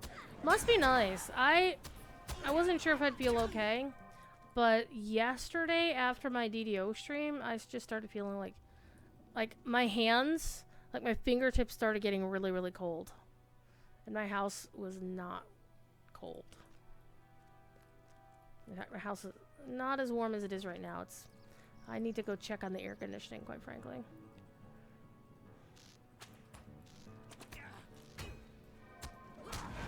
So I turned the air back on. The heat has been on for the past a week or so, but I also need turn the air on because it got up to almost 80 degrees today.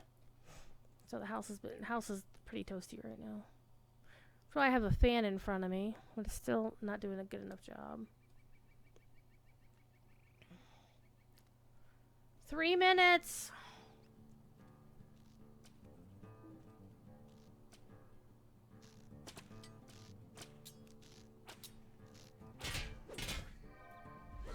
Well, that guy looks like John Fetterman. I almost feel bad about killing him.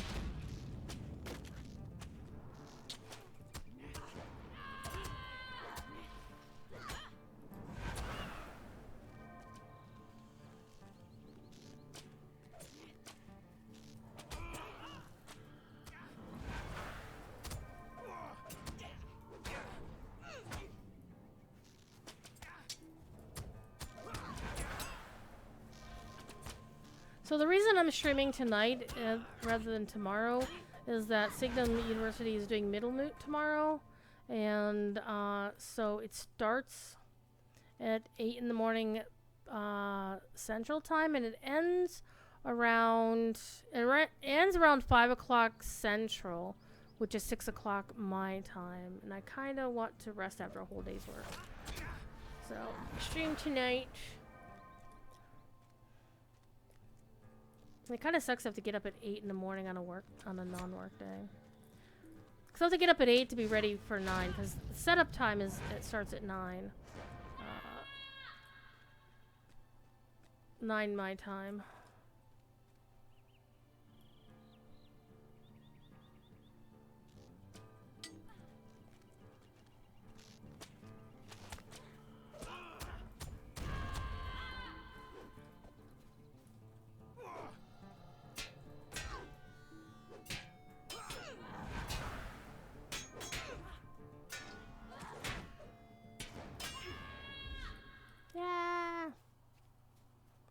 So yeah, it's gonna be a long day.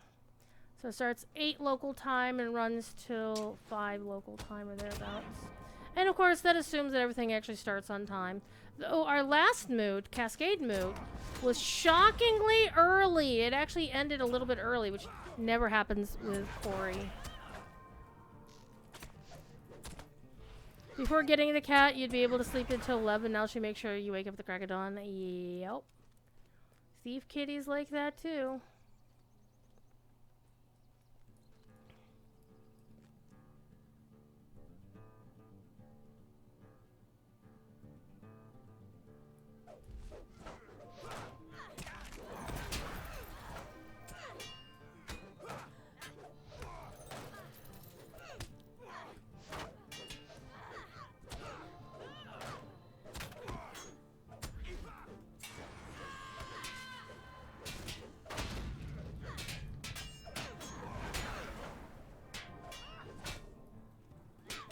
Lapse in Guardian.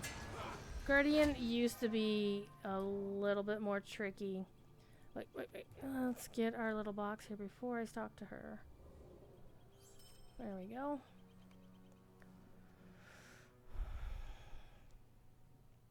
Left the bedroom door closed. She's tapping on the end of 3 a.m. so we can use the letterbox. See? Isn't that a very polite cat?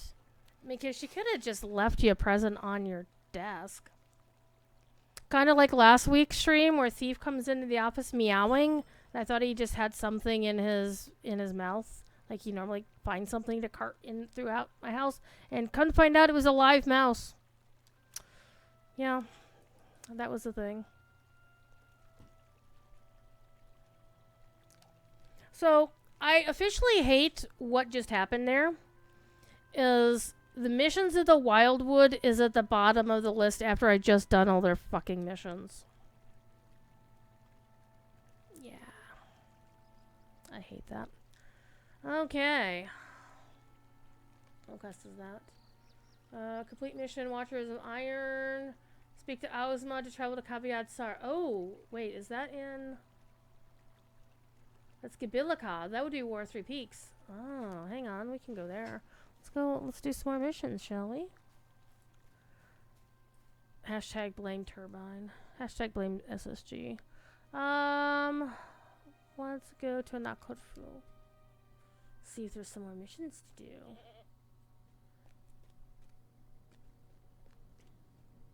So I've been streaming for almost 2 hours. I think I could probably go for another hour.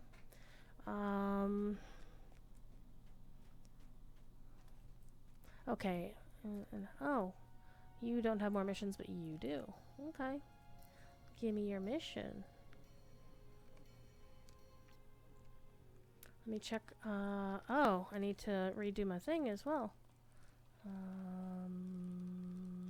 Last one in that particular pile. Oh, it's this one. It's been a while since I've done this one. And then we'll go find something else to do, like the Forester event. Well, this character can't do the Forester event. So I should take a look and see if I can make her some gear. She's at a stage where I should probably look at getting her some better gear.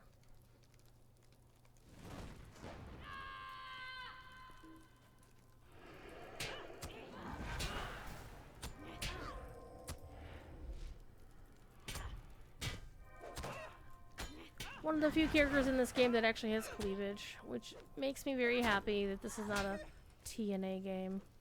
There are definitely places for TNA games, TNA in video games, but I don't feel it's lore appropriate for Lord of the Rings personally. That's just me. That is just me. Okay, so we have the Sentinel here. Alright, so we have destroy the standards, defeat the lesser Watcher Stones, or challenge the spirits of the Watcher Stone. Well, I could challenge them, I suppose, but let me go clear the dudes out and beat up on their banners.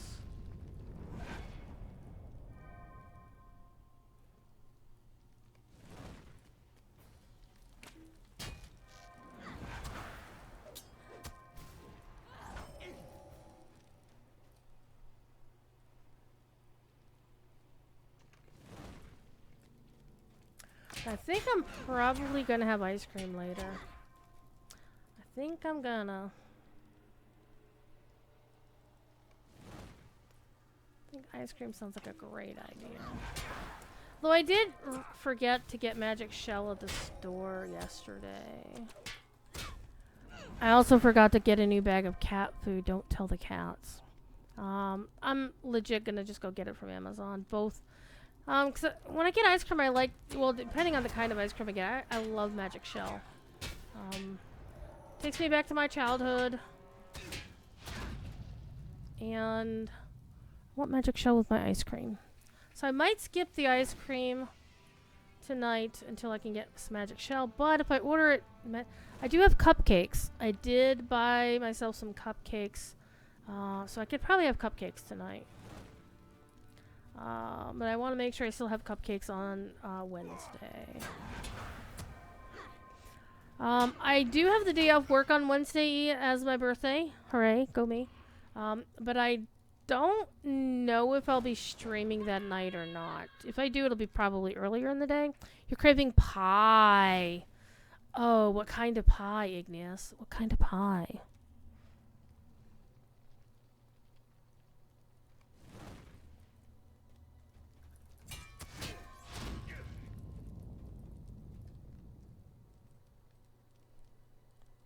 Peach pie is definitely your favorite. I would have to say,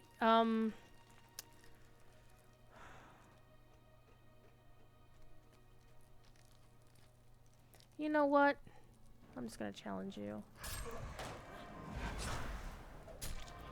Blueberry pie was always my favorite as a kid, though, like, chocolate satin pie was always good. Every year, though, I would get pumpkin pie. You know, I should probably go see if there's one in the other chamber across the way.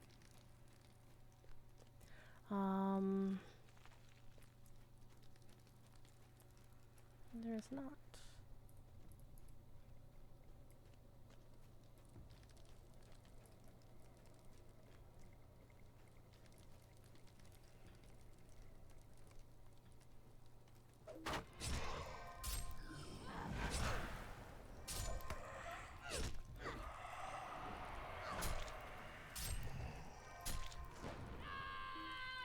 Yeah, blueberry pie was always my home.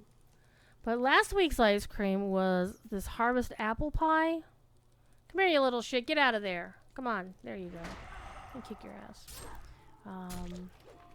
I do like me a good apple pie with not too much cinnamon on. A little bit of cinnamon, but not a lot.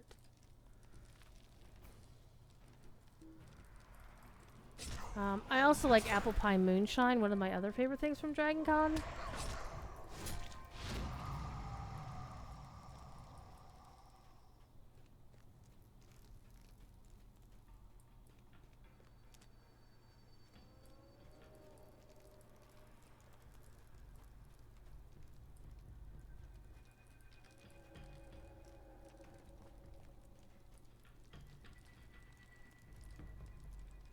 Apple pie moonshine. They put too much nutmeg in it? Yep. Peru.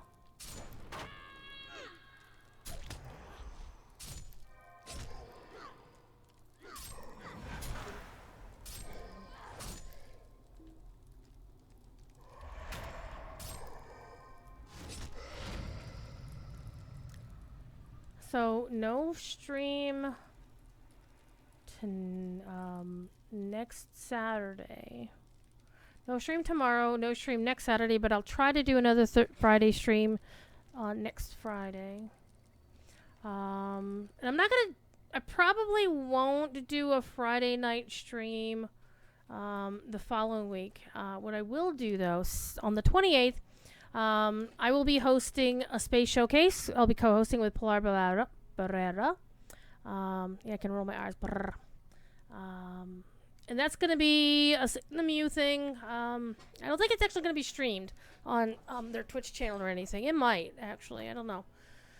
But I'll be doing some co-hosting of that, and it'll be a lot of fun. And there, I got some more XP. Okay, so I've pretty much done all of the missions that I could find. I'm still not gonna do that interlude because it's not worth it XP wise. I can go try to do some delvings. I'm not too familiar with delvings, so. But what I will do on the 28th after the showcase, because the showcase will be like in the morning and afternoon, but that evening I will do my annual dramatic reading of A Legend of Sleepy Hollow, which is a lot of fun.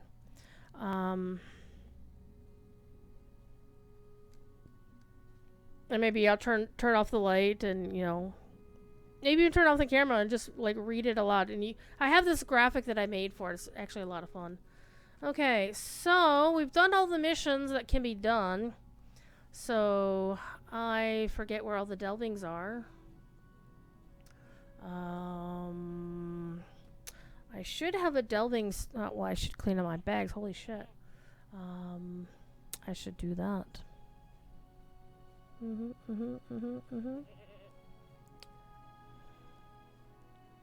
Let's clean the bags out real quick.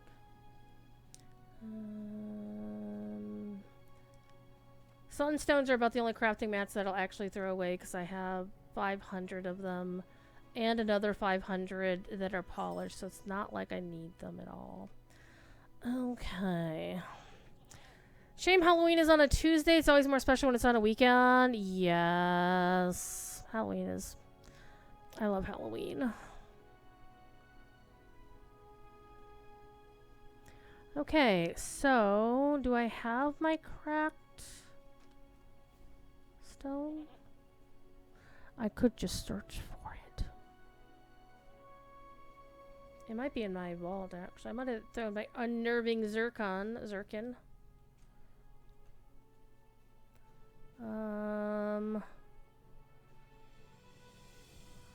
I think this is Gundabad. Zircon. C. I hate the Windows key. Z-I. Okay, so I don't have the Zircon here in my inventory. Let me look in my vault.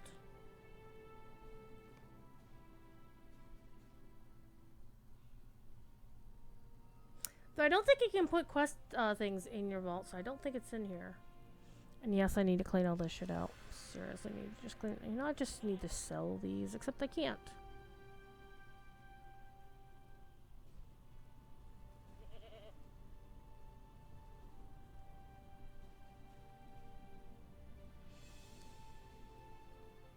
Well,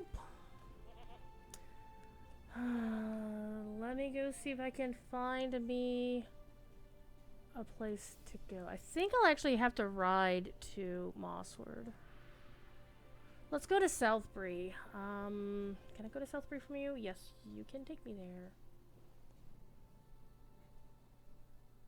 Let's see if I can ride to Mossward or if I have to actually go find it.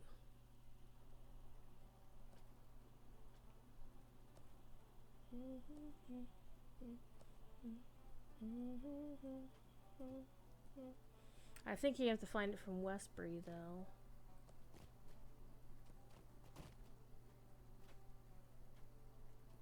What do you need? Yeah. You know what? I could take the stable master to Westbury. I just want to ride my beautiful war steed. We're going to go out to town, and we're going to go ride a war steed around the bottom of town. Oh, I could do the festival as well. Now that I think about it. Let's do some Halloween shit. Hello. Let's go do Halloween shit for an hour. So I need to get to the to the party tree. Do I have any do I have any maps to the party tree? I have 6 here. I have 9 here. I collect them and never use them. And for once, I'm actually using them instead of just going to my housing and then porting straight to the party tree. Oh my gosh. My hair. I'm going to put my hair up. Let's do some Halloween shit.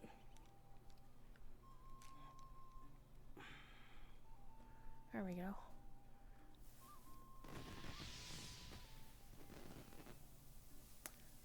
This will be a little bit laggy. Let's go do... Oh, it's Loki.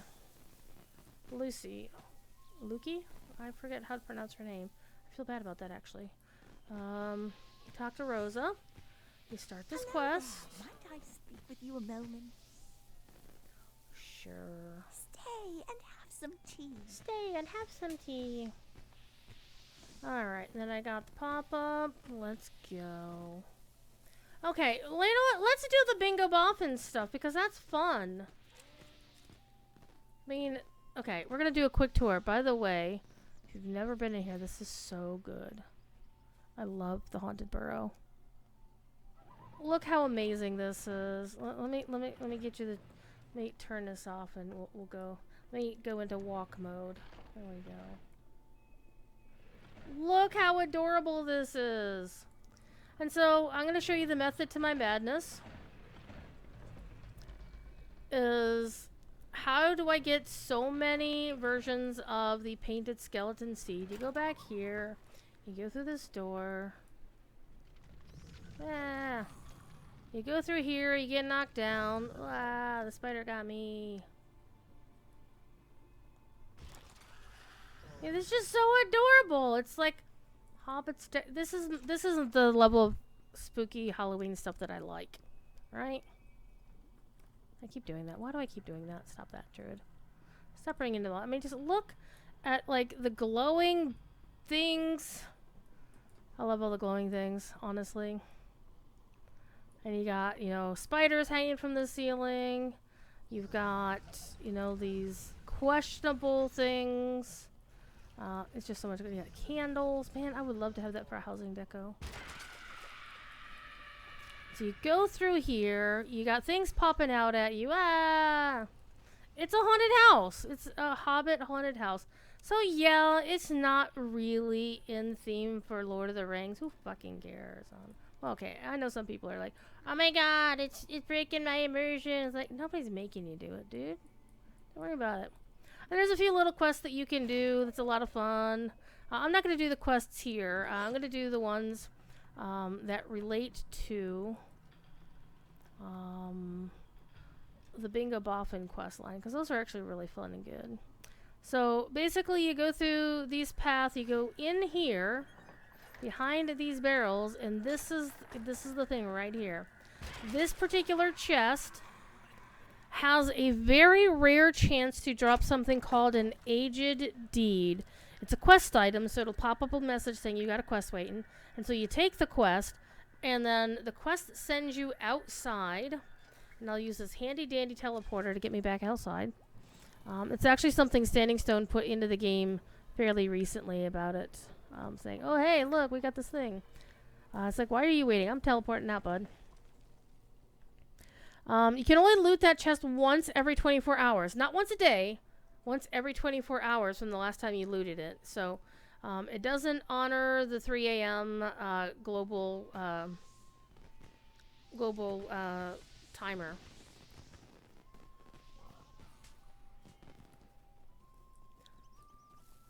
Okay, so let's go find Bingo. Because I want to do the Bingo quest, because the Bingo quests are a lot of fun. Oh, by the way, Igneous, doesn't Bingo look like Jeff Libby? By design. Because Jeff... Okay, I don't know if you know, but Jeff wrote... Hey, Kevin! Jeff wrote a serial quest involving Bingo Boffin that would level up until, like, Dunland. So, like, level 65-ish or thereabouts. And every week, one quest would be released, and the people could do that quest. And it was on level starting at level 5 and going up to level 65. And Bingo had an adventure and made some friends, and it was really, really cool. And then Jeff made people love Bingo so much that Jeff made 2 Halloween quests for Bingo. And they're called something of Eerie Acres. And we'll actually see. Let me turn my UI back on. Okay, the Curse of Eerie Acres is the second part. So this is the first one. And we're asked to help the Boffins, his relations, whom we meet during the 52 quest chain, which now you can just do them all at once if you wanted to. They don't scale; they go with whatever your level is. So we're gonna do this, and so we're gonna do them in order. We're gonna go talk to the Boffins. And the good thing about doing these quests is that you can do these. You get a lot of festival tokens for it, honestly.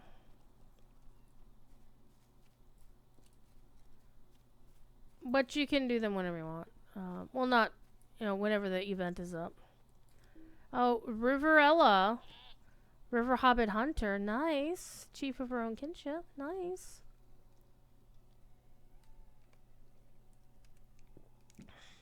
Dancing. Oh, no, it's not for me.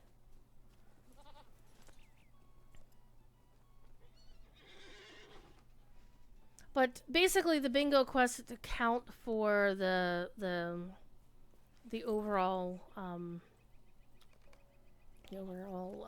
event issue.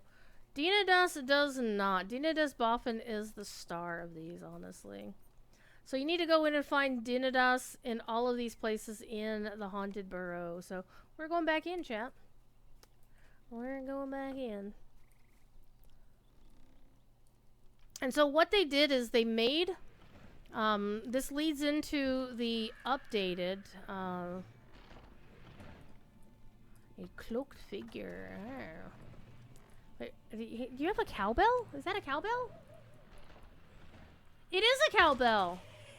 This cloaked figure has a cowbell. Okay, so I'm actually going to get rid of all my quests and go back and just put the festival ones up so I can actually see what I'm doing. Not those.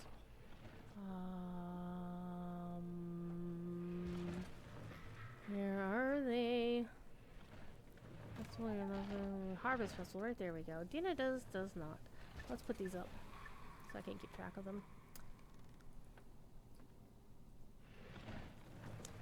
So we need to find Dinodas in various places. So in the cobwebbed wing, in the attic is over here. Ah, Rattle Clock, I'm coming for you. Oh no!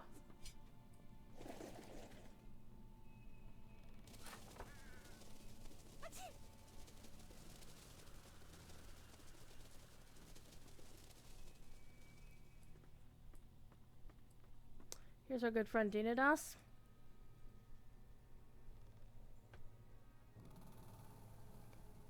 So Dinadas doesn't think it's scary. Dinadas does not. Okay. Dinadas is, How you doing, Kevin? What have you been up to? Okay, so this is where I'm used to going. So we'll find in the cobwebbed wing and the creepy wing. So basically the rest of them I can just find the way I normally go. You can see the quest ring for Dinadas right there and the thing.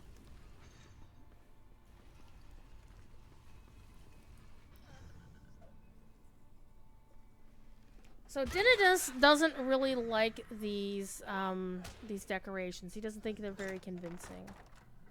It's not frightening at all. Okay. All right.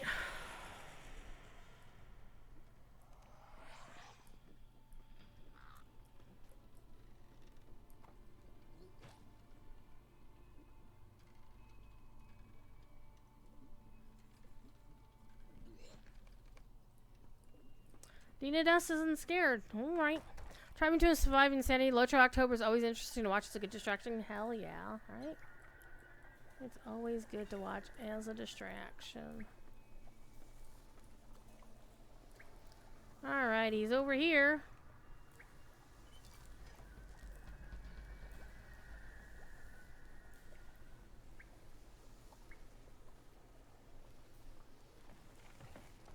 Alright, now Dinadas. Now we can just leave. We can find the way out. This is not the way out. Let's see if I remember. It's over here. And over here. And then we can just go out this way.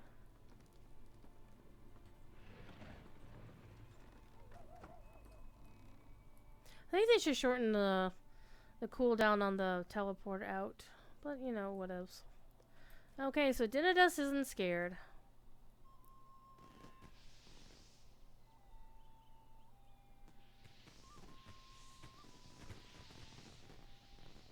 But apparently he enjoyed exploring the haunted burrow and revealing it as an unfrightening display. So, okay. So Bingo's gonna tell us some scary stories this evening. This is actually one of my favorite things. It's because it changes the skybox and it looks amazing. Alright, we did that one. Let's go talk to some bashful festival goers to see if they want to dance. What if everyone laughs at you? Well, they laugh at me. I don't care. You know? Okay, nobody wants to dance, Esmeralda. Sorry, friend. You want me to dance? Oh my god, but I don't want to dance. Oh, I have to do it up on stage, apparently.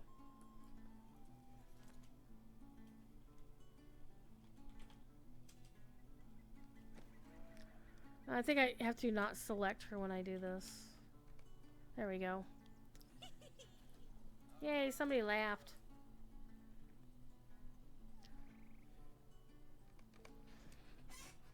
Okay, so find Burlak Boffin somewhere on the hill. Burlak is famous for always being asleep somewhere. Surviving insanity. I think we're all trying to survive that for real. Alright, Burlak is over here with a costumed hobbit.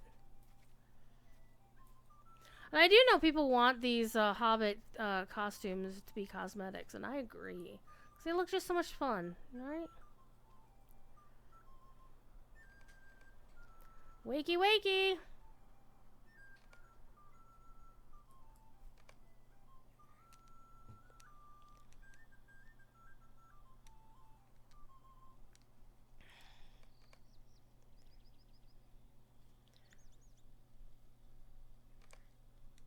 Aww. Aww. The poor... Aw. Burlak, come on. Burlak, come on. Very disappointing. So we're not getting a ton of XP, though. It's like 125 XP for each quest that I just turned in. Let's go talk to Priska real quick. Priska's the matriarch of this family. And we also need to do Camellia's over here. Here's Camellia. And there's Griffo.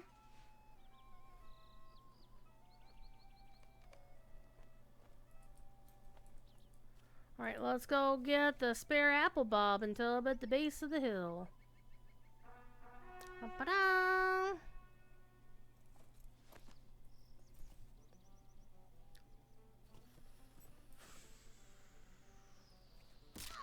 Whoopsie doodle. Okay, so we're probably gonna go for another 50 minutes or thereabouts, and then I'm gonna call it a night for real. And probably go off and feed some dinosaurs an arc. Though I did do that earlier today. Actually, I don't need to do that. I'm probably just going to hop over into WoW and do a little bit of time walking. And then tomorrow evening, even though I won't stream it, I'll hop back on this character and run shotgun some more missions. And turn those in. Do a little bit. Let me in. There we go.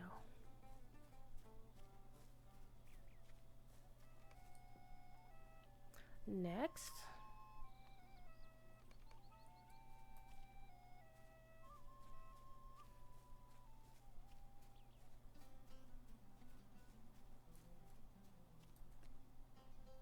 See, I only have to avoid the bobbers to be when I have something in hand. Though there is a quest here. There is a quest here in the apple doors that makes me want to get apples and cheese so bad all the time. Apples and cheese. Like a good cheese. None of this slice of apple and topped it with like Kraft single yeah. Apples and cheese are so good, Kevin. It's like sweet and savory all at once. Alright, we'll skirt down here. Skirt around the mushrooms.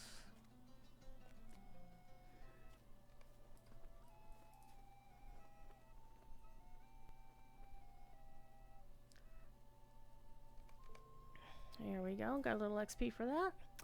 And let's go talk to Bingo.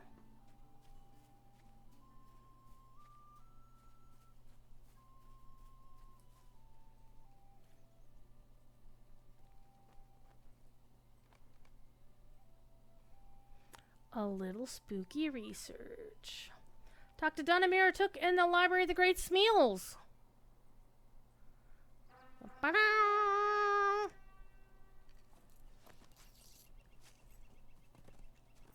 In Tuckborough. So you basically just follow this road till it ends at the Great Smeals.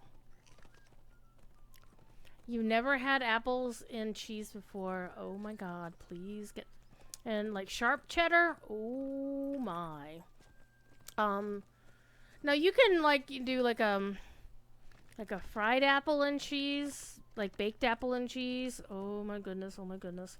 But also just raw slices of apples topped with either grated or just like little thinly cut things of cheese.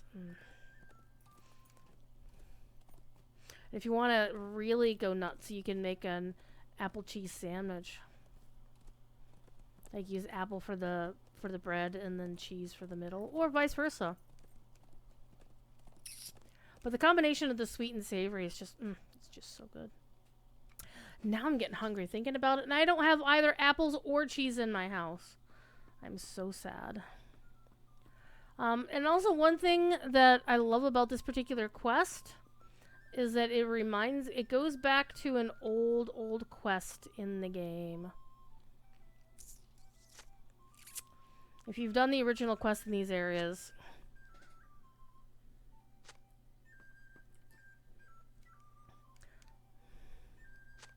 Been hooked on Werther's original apple caramel candy? Oh. Apple caramel candies. Find a tattered book that seems to contain frightful tales.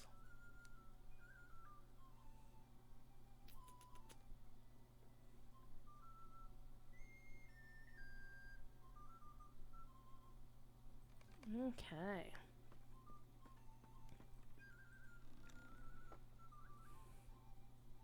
Might still get ice cream tonight, though. Though I do cupcakes. Cupcakes. I have to remember I do have cupcakes. And I don't have like full-size cupcakes. I just got little mini cupcakes. Because they were actually selling like a full-size, like a cupcake, like a large cupcake. Not like your usual standard cupcake, like a big, but an actual super-sized cupcake with, you know, frosting on top. And I'm like, I just went for the mini cupcakes, the like a big, because they come in like little packets of 12.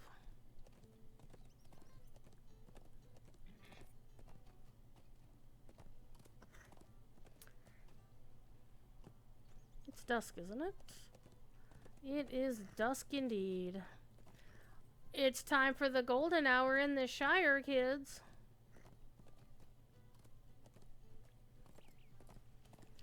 You should stop by the cupcake shop nearby. The red velvet cupcake sounds delightful. And you should get one. Or 3.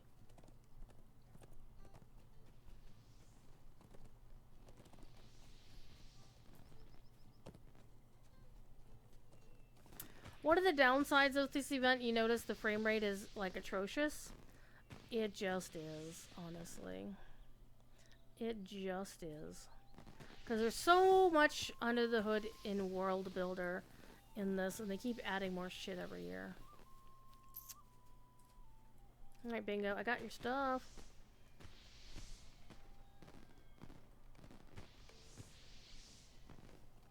A night for ghost stories. So this is so much fun. I love this quest.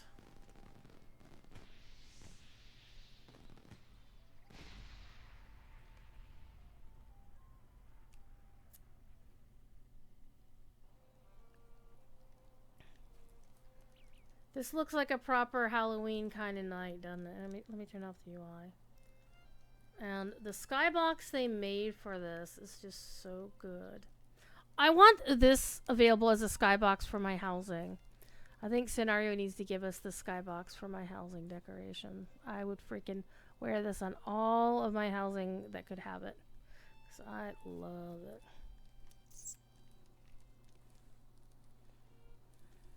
Okay. So basically you can choose any one of the boffins to tell you a story.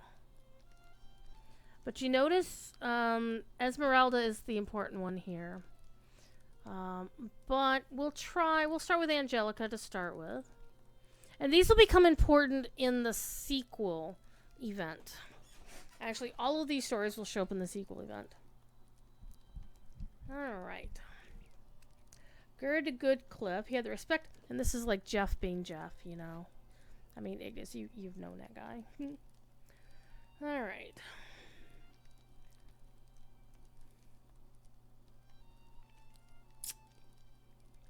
Okay, he found a large black cat that padded out of the reeds.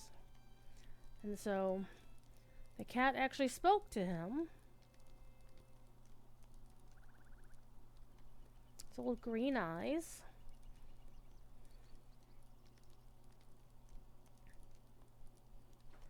Green Eyes was a mouser.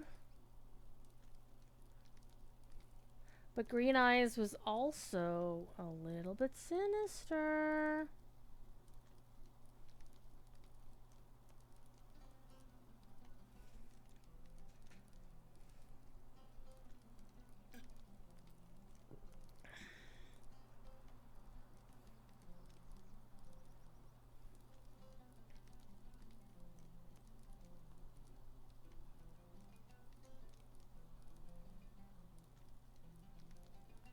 Couldn't find Green Eyes anywhere.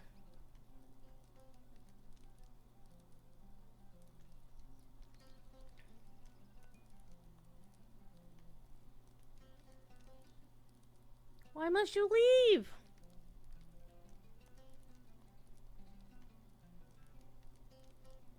When the moon is high in the sky, it is like it is tonight.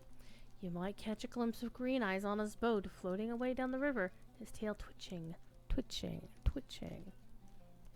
I should actually read the. I should do a. Ooh. I should like pick another alt and run through these and read them like spooky stories. I should do that on my stream next week. That sounds like fun. And I also just realized that my stream on Locho stream will actually be on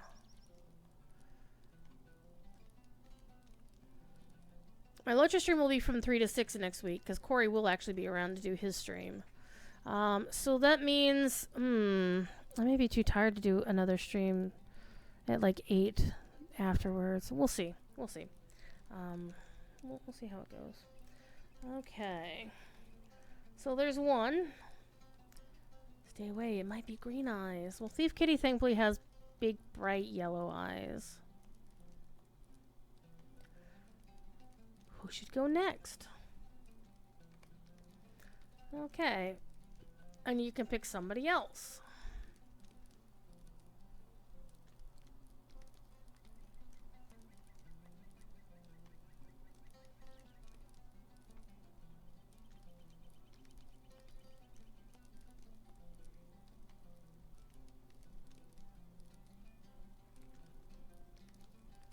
He was a victim of his own success. So many orders from so many customers at stake. Wait, late in the night, finish each craft a good, tumbling into bed as the first beams of light began to shine through the trees.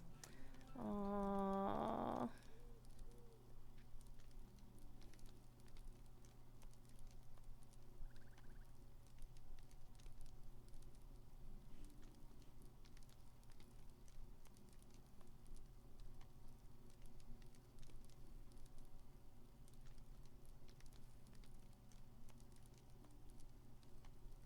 See, these strange new acquaintances are very suspicious.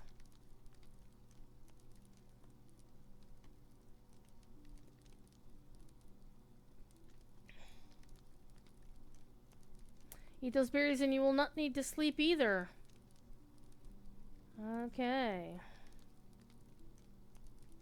He ate them greedily, felt no different.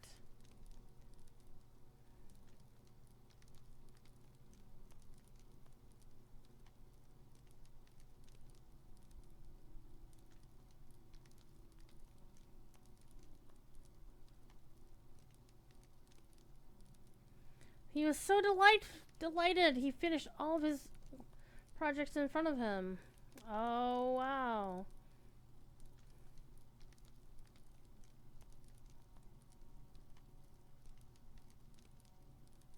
Oh, and then he got bored. Too much of a good thing.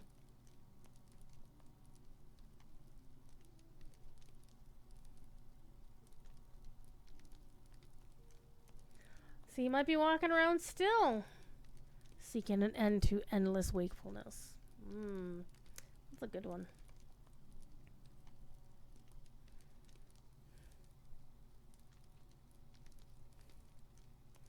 Dinadust doesn't think these stories are at all good.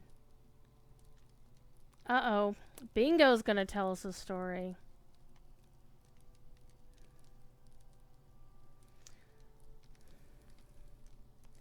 It dates to the earliest days of the Shire, recorded in very few places. You found it in my book. Aw. Okay. So this one, I think all of these stories were adapted from folklore or other sources. This one is based on a story called The Red Shoes. Alright.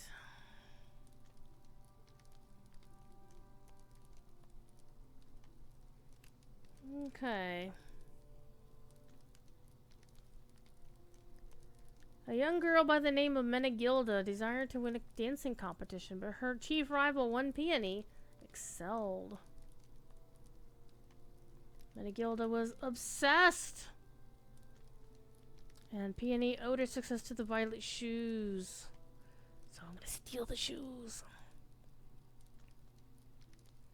There's a spell on the shoe. They would only work at her command. They would do Menegilda no good at all. So the shoes were enchanted. Okay.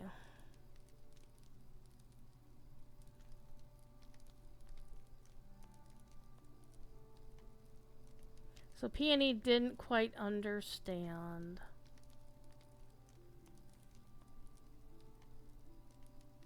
And Peony got pushed in the river and drowned.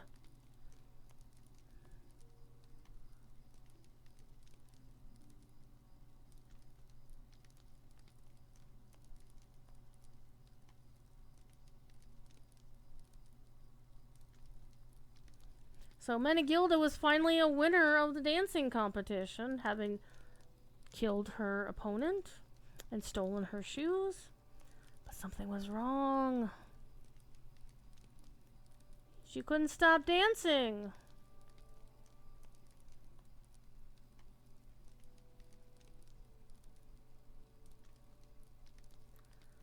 Oh, wow.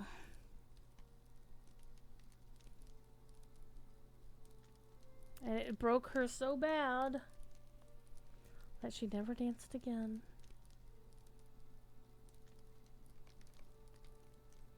And that's why hobbits never wear shoes. That's not true. That can't be true. Dinidus doesn't believe.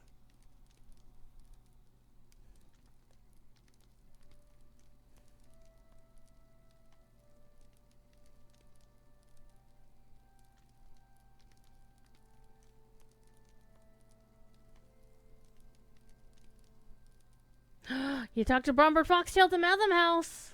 Uh-oh. All kinds of things wind up out there. He found the shoes. He found the shoes from the story.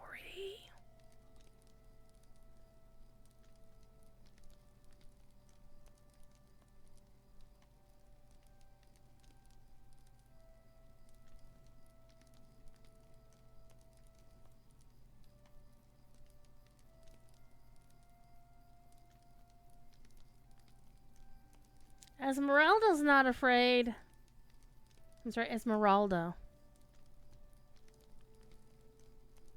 Are you sure, Mom? I'm not scared, Mother. I was not afraid. Duco, probably the worst voice acting in the entire game. If you know, you know. Bookworm knows. Esmeralda is wearing the shoes and is dancing.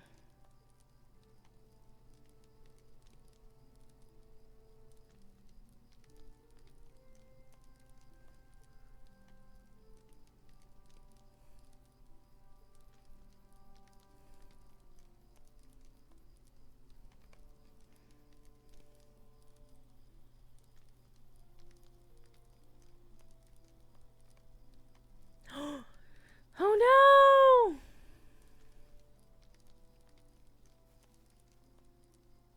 And Dina just freaks the hell out.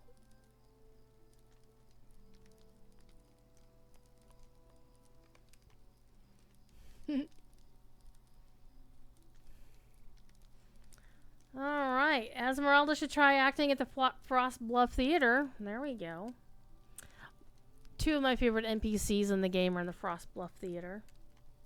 Alright, let's go check on Dino. Or we will here in a minute. Do.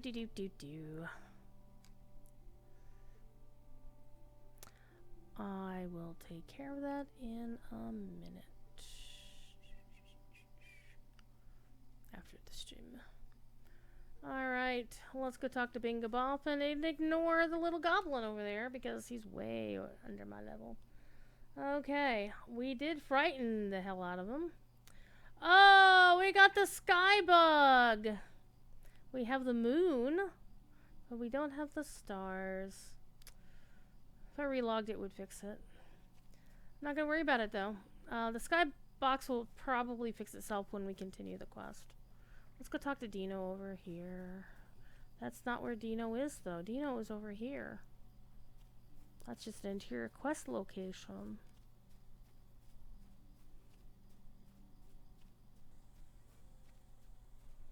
Let's see if the skybox fixed itself. It did not.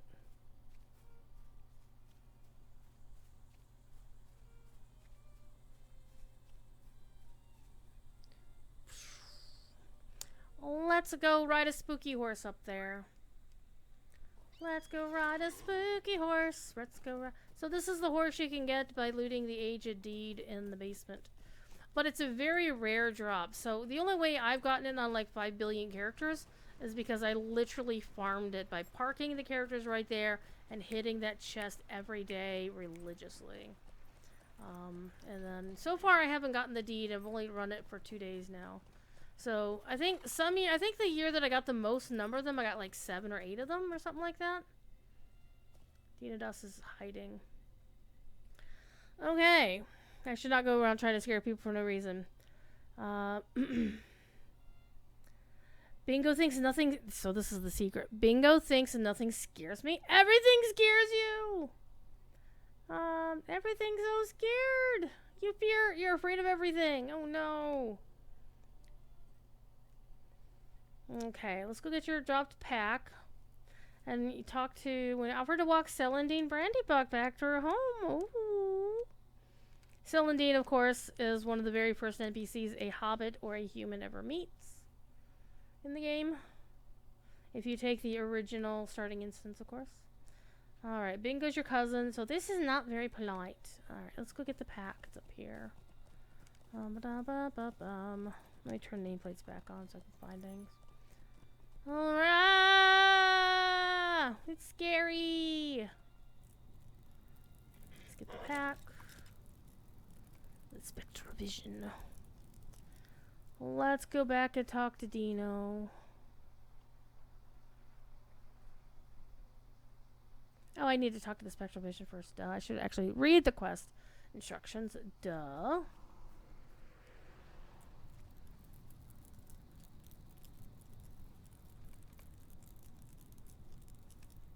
When we finish this one, I will probably start the Wistmeat stuff.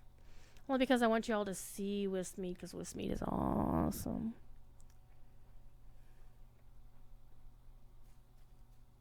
Oh, the skybox is sorting itself out. There we go. Normal skybox back in place. So if you go up here, if you go up to where the spectral vision was, it might not be... It's still there. So let's get a little closer. The skybox changes back to the spooky one. I want this one in my house. I want it in my house so bad. Woohoo! Alright. Bingo has apologized. Bingo, what are you doing?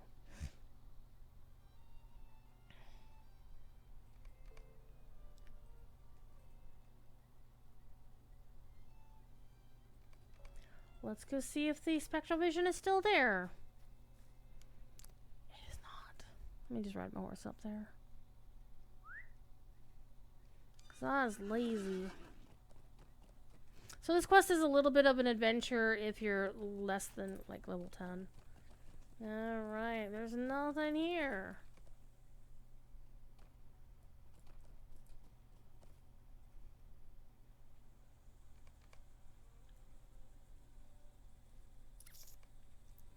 Wants us to climb the hill, which we climb over here.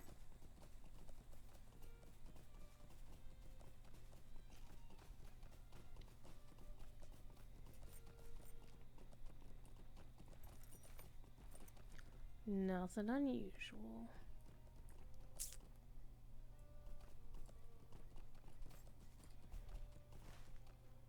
Look at the map. Oh, we actually need to go up there. Alright. Climb the hill and look for some sign of the apparition.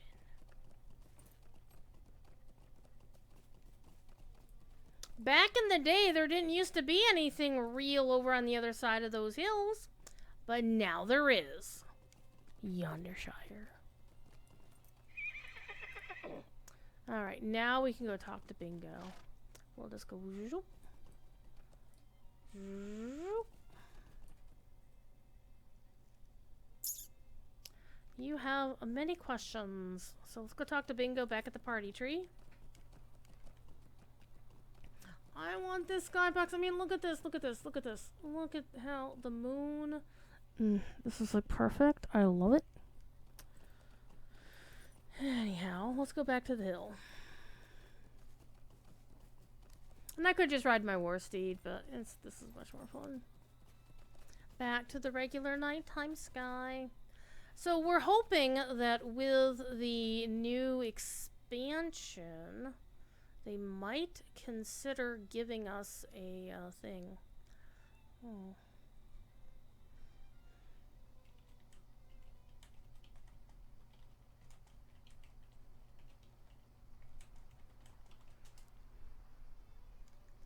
Bum bum bum.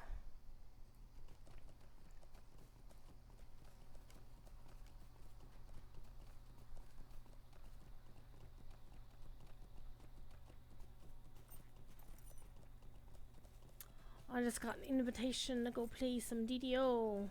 My gamer friend I thought was actually not going to be around tonight. But apparently I was mistaken. So I might kick off a little early to go play. But I want to go turn in the quest and start the new thing. And I will show you my favorite place, my happy place in Locho, is to be here on the hill at night with Orion the constellation up here. Let me scroll on. Let me turn the UI off. Orion the constellation. You got the moon. You got Orion is here. You've got the Pleiades up here.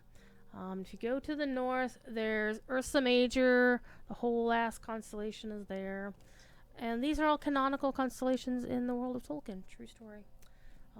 But I just love this because the static constellations, the stars on these used to be a little bit more blue, because here's Orion's belt right there. But for some reason they're more of a white now, whereas the other static, or the other stars that rotate, are more of a yellowish color. You got the moon up there. Whoops. Yeah, you got to look under my cloak. Oh my gosh.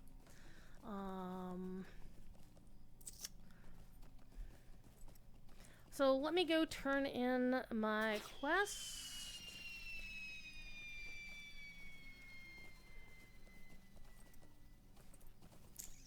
And then we will get our stuff. And then I'll just probably go to Westmead. Okay, finished now. And the really cool thing about this quest is, oh yeah, the fireworks are awesome in this game. One of the really cool things is in this particular thing. Let's go take a look at Westmead. So yeah, basically they recommend that you do the other quest first. And then we'll go to Westmead. Westmead is something they put in the game a few years back. I don't know, like 6 or 7 years ago. It was before the pandemic. But they made, they figured, you know, this event was kind of slow, kind of boring. It's like, oh, let's put something new in the game. And so we have to go to Westmead. So, by the way, I love this mount here. This is like the perfect Halloween mount. I don't think I have it either. I should get it.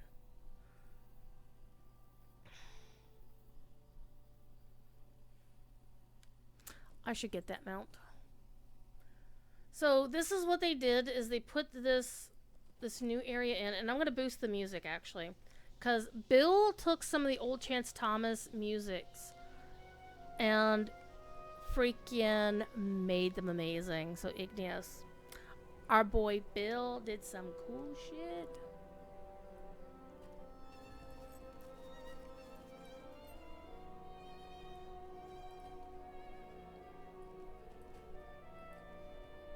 It's the Hobbit theme.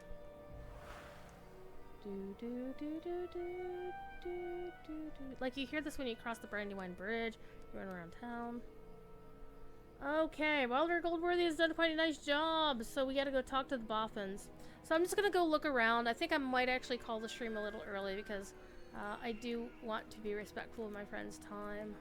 But we got a little graveyard in here. See, we don't have any information at all about the funerary behaviors and techniques of the hobbits. We never saw like a graveyard. They never talked about cemeteries or anything. There's Esmeralda over there. There's a little creepy pond.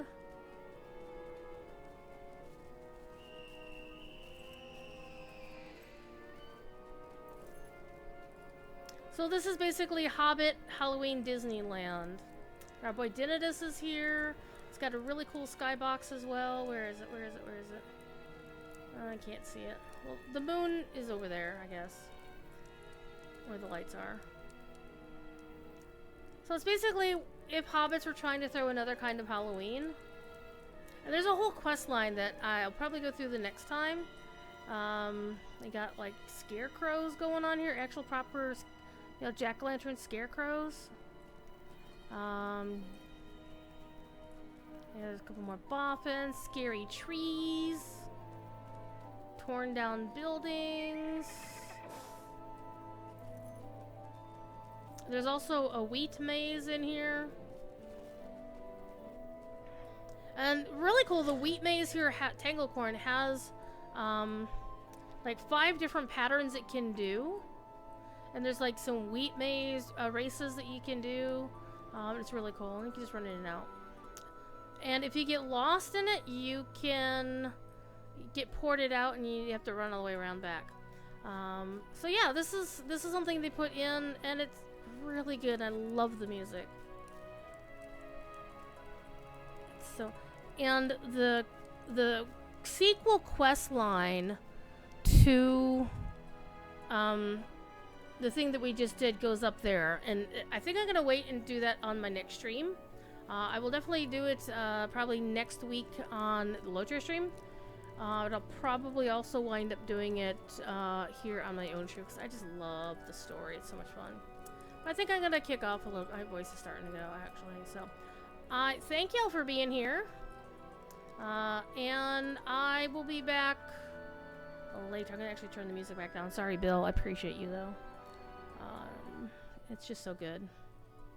And I am going to go play video games with my friend.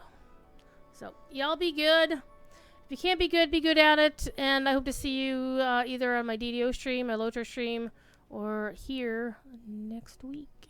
Okay? Bye now. Be good. If you can't be good at it.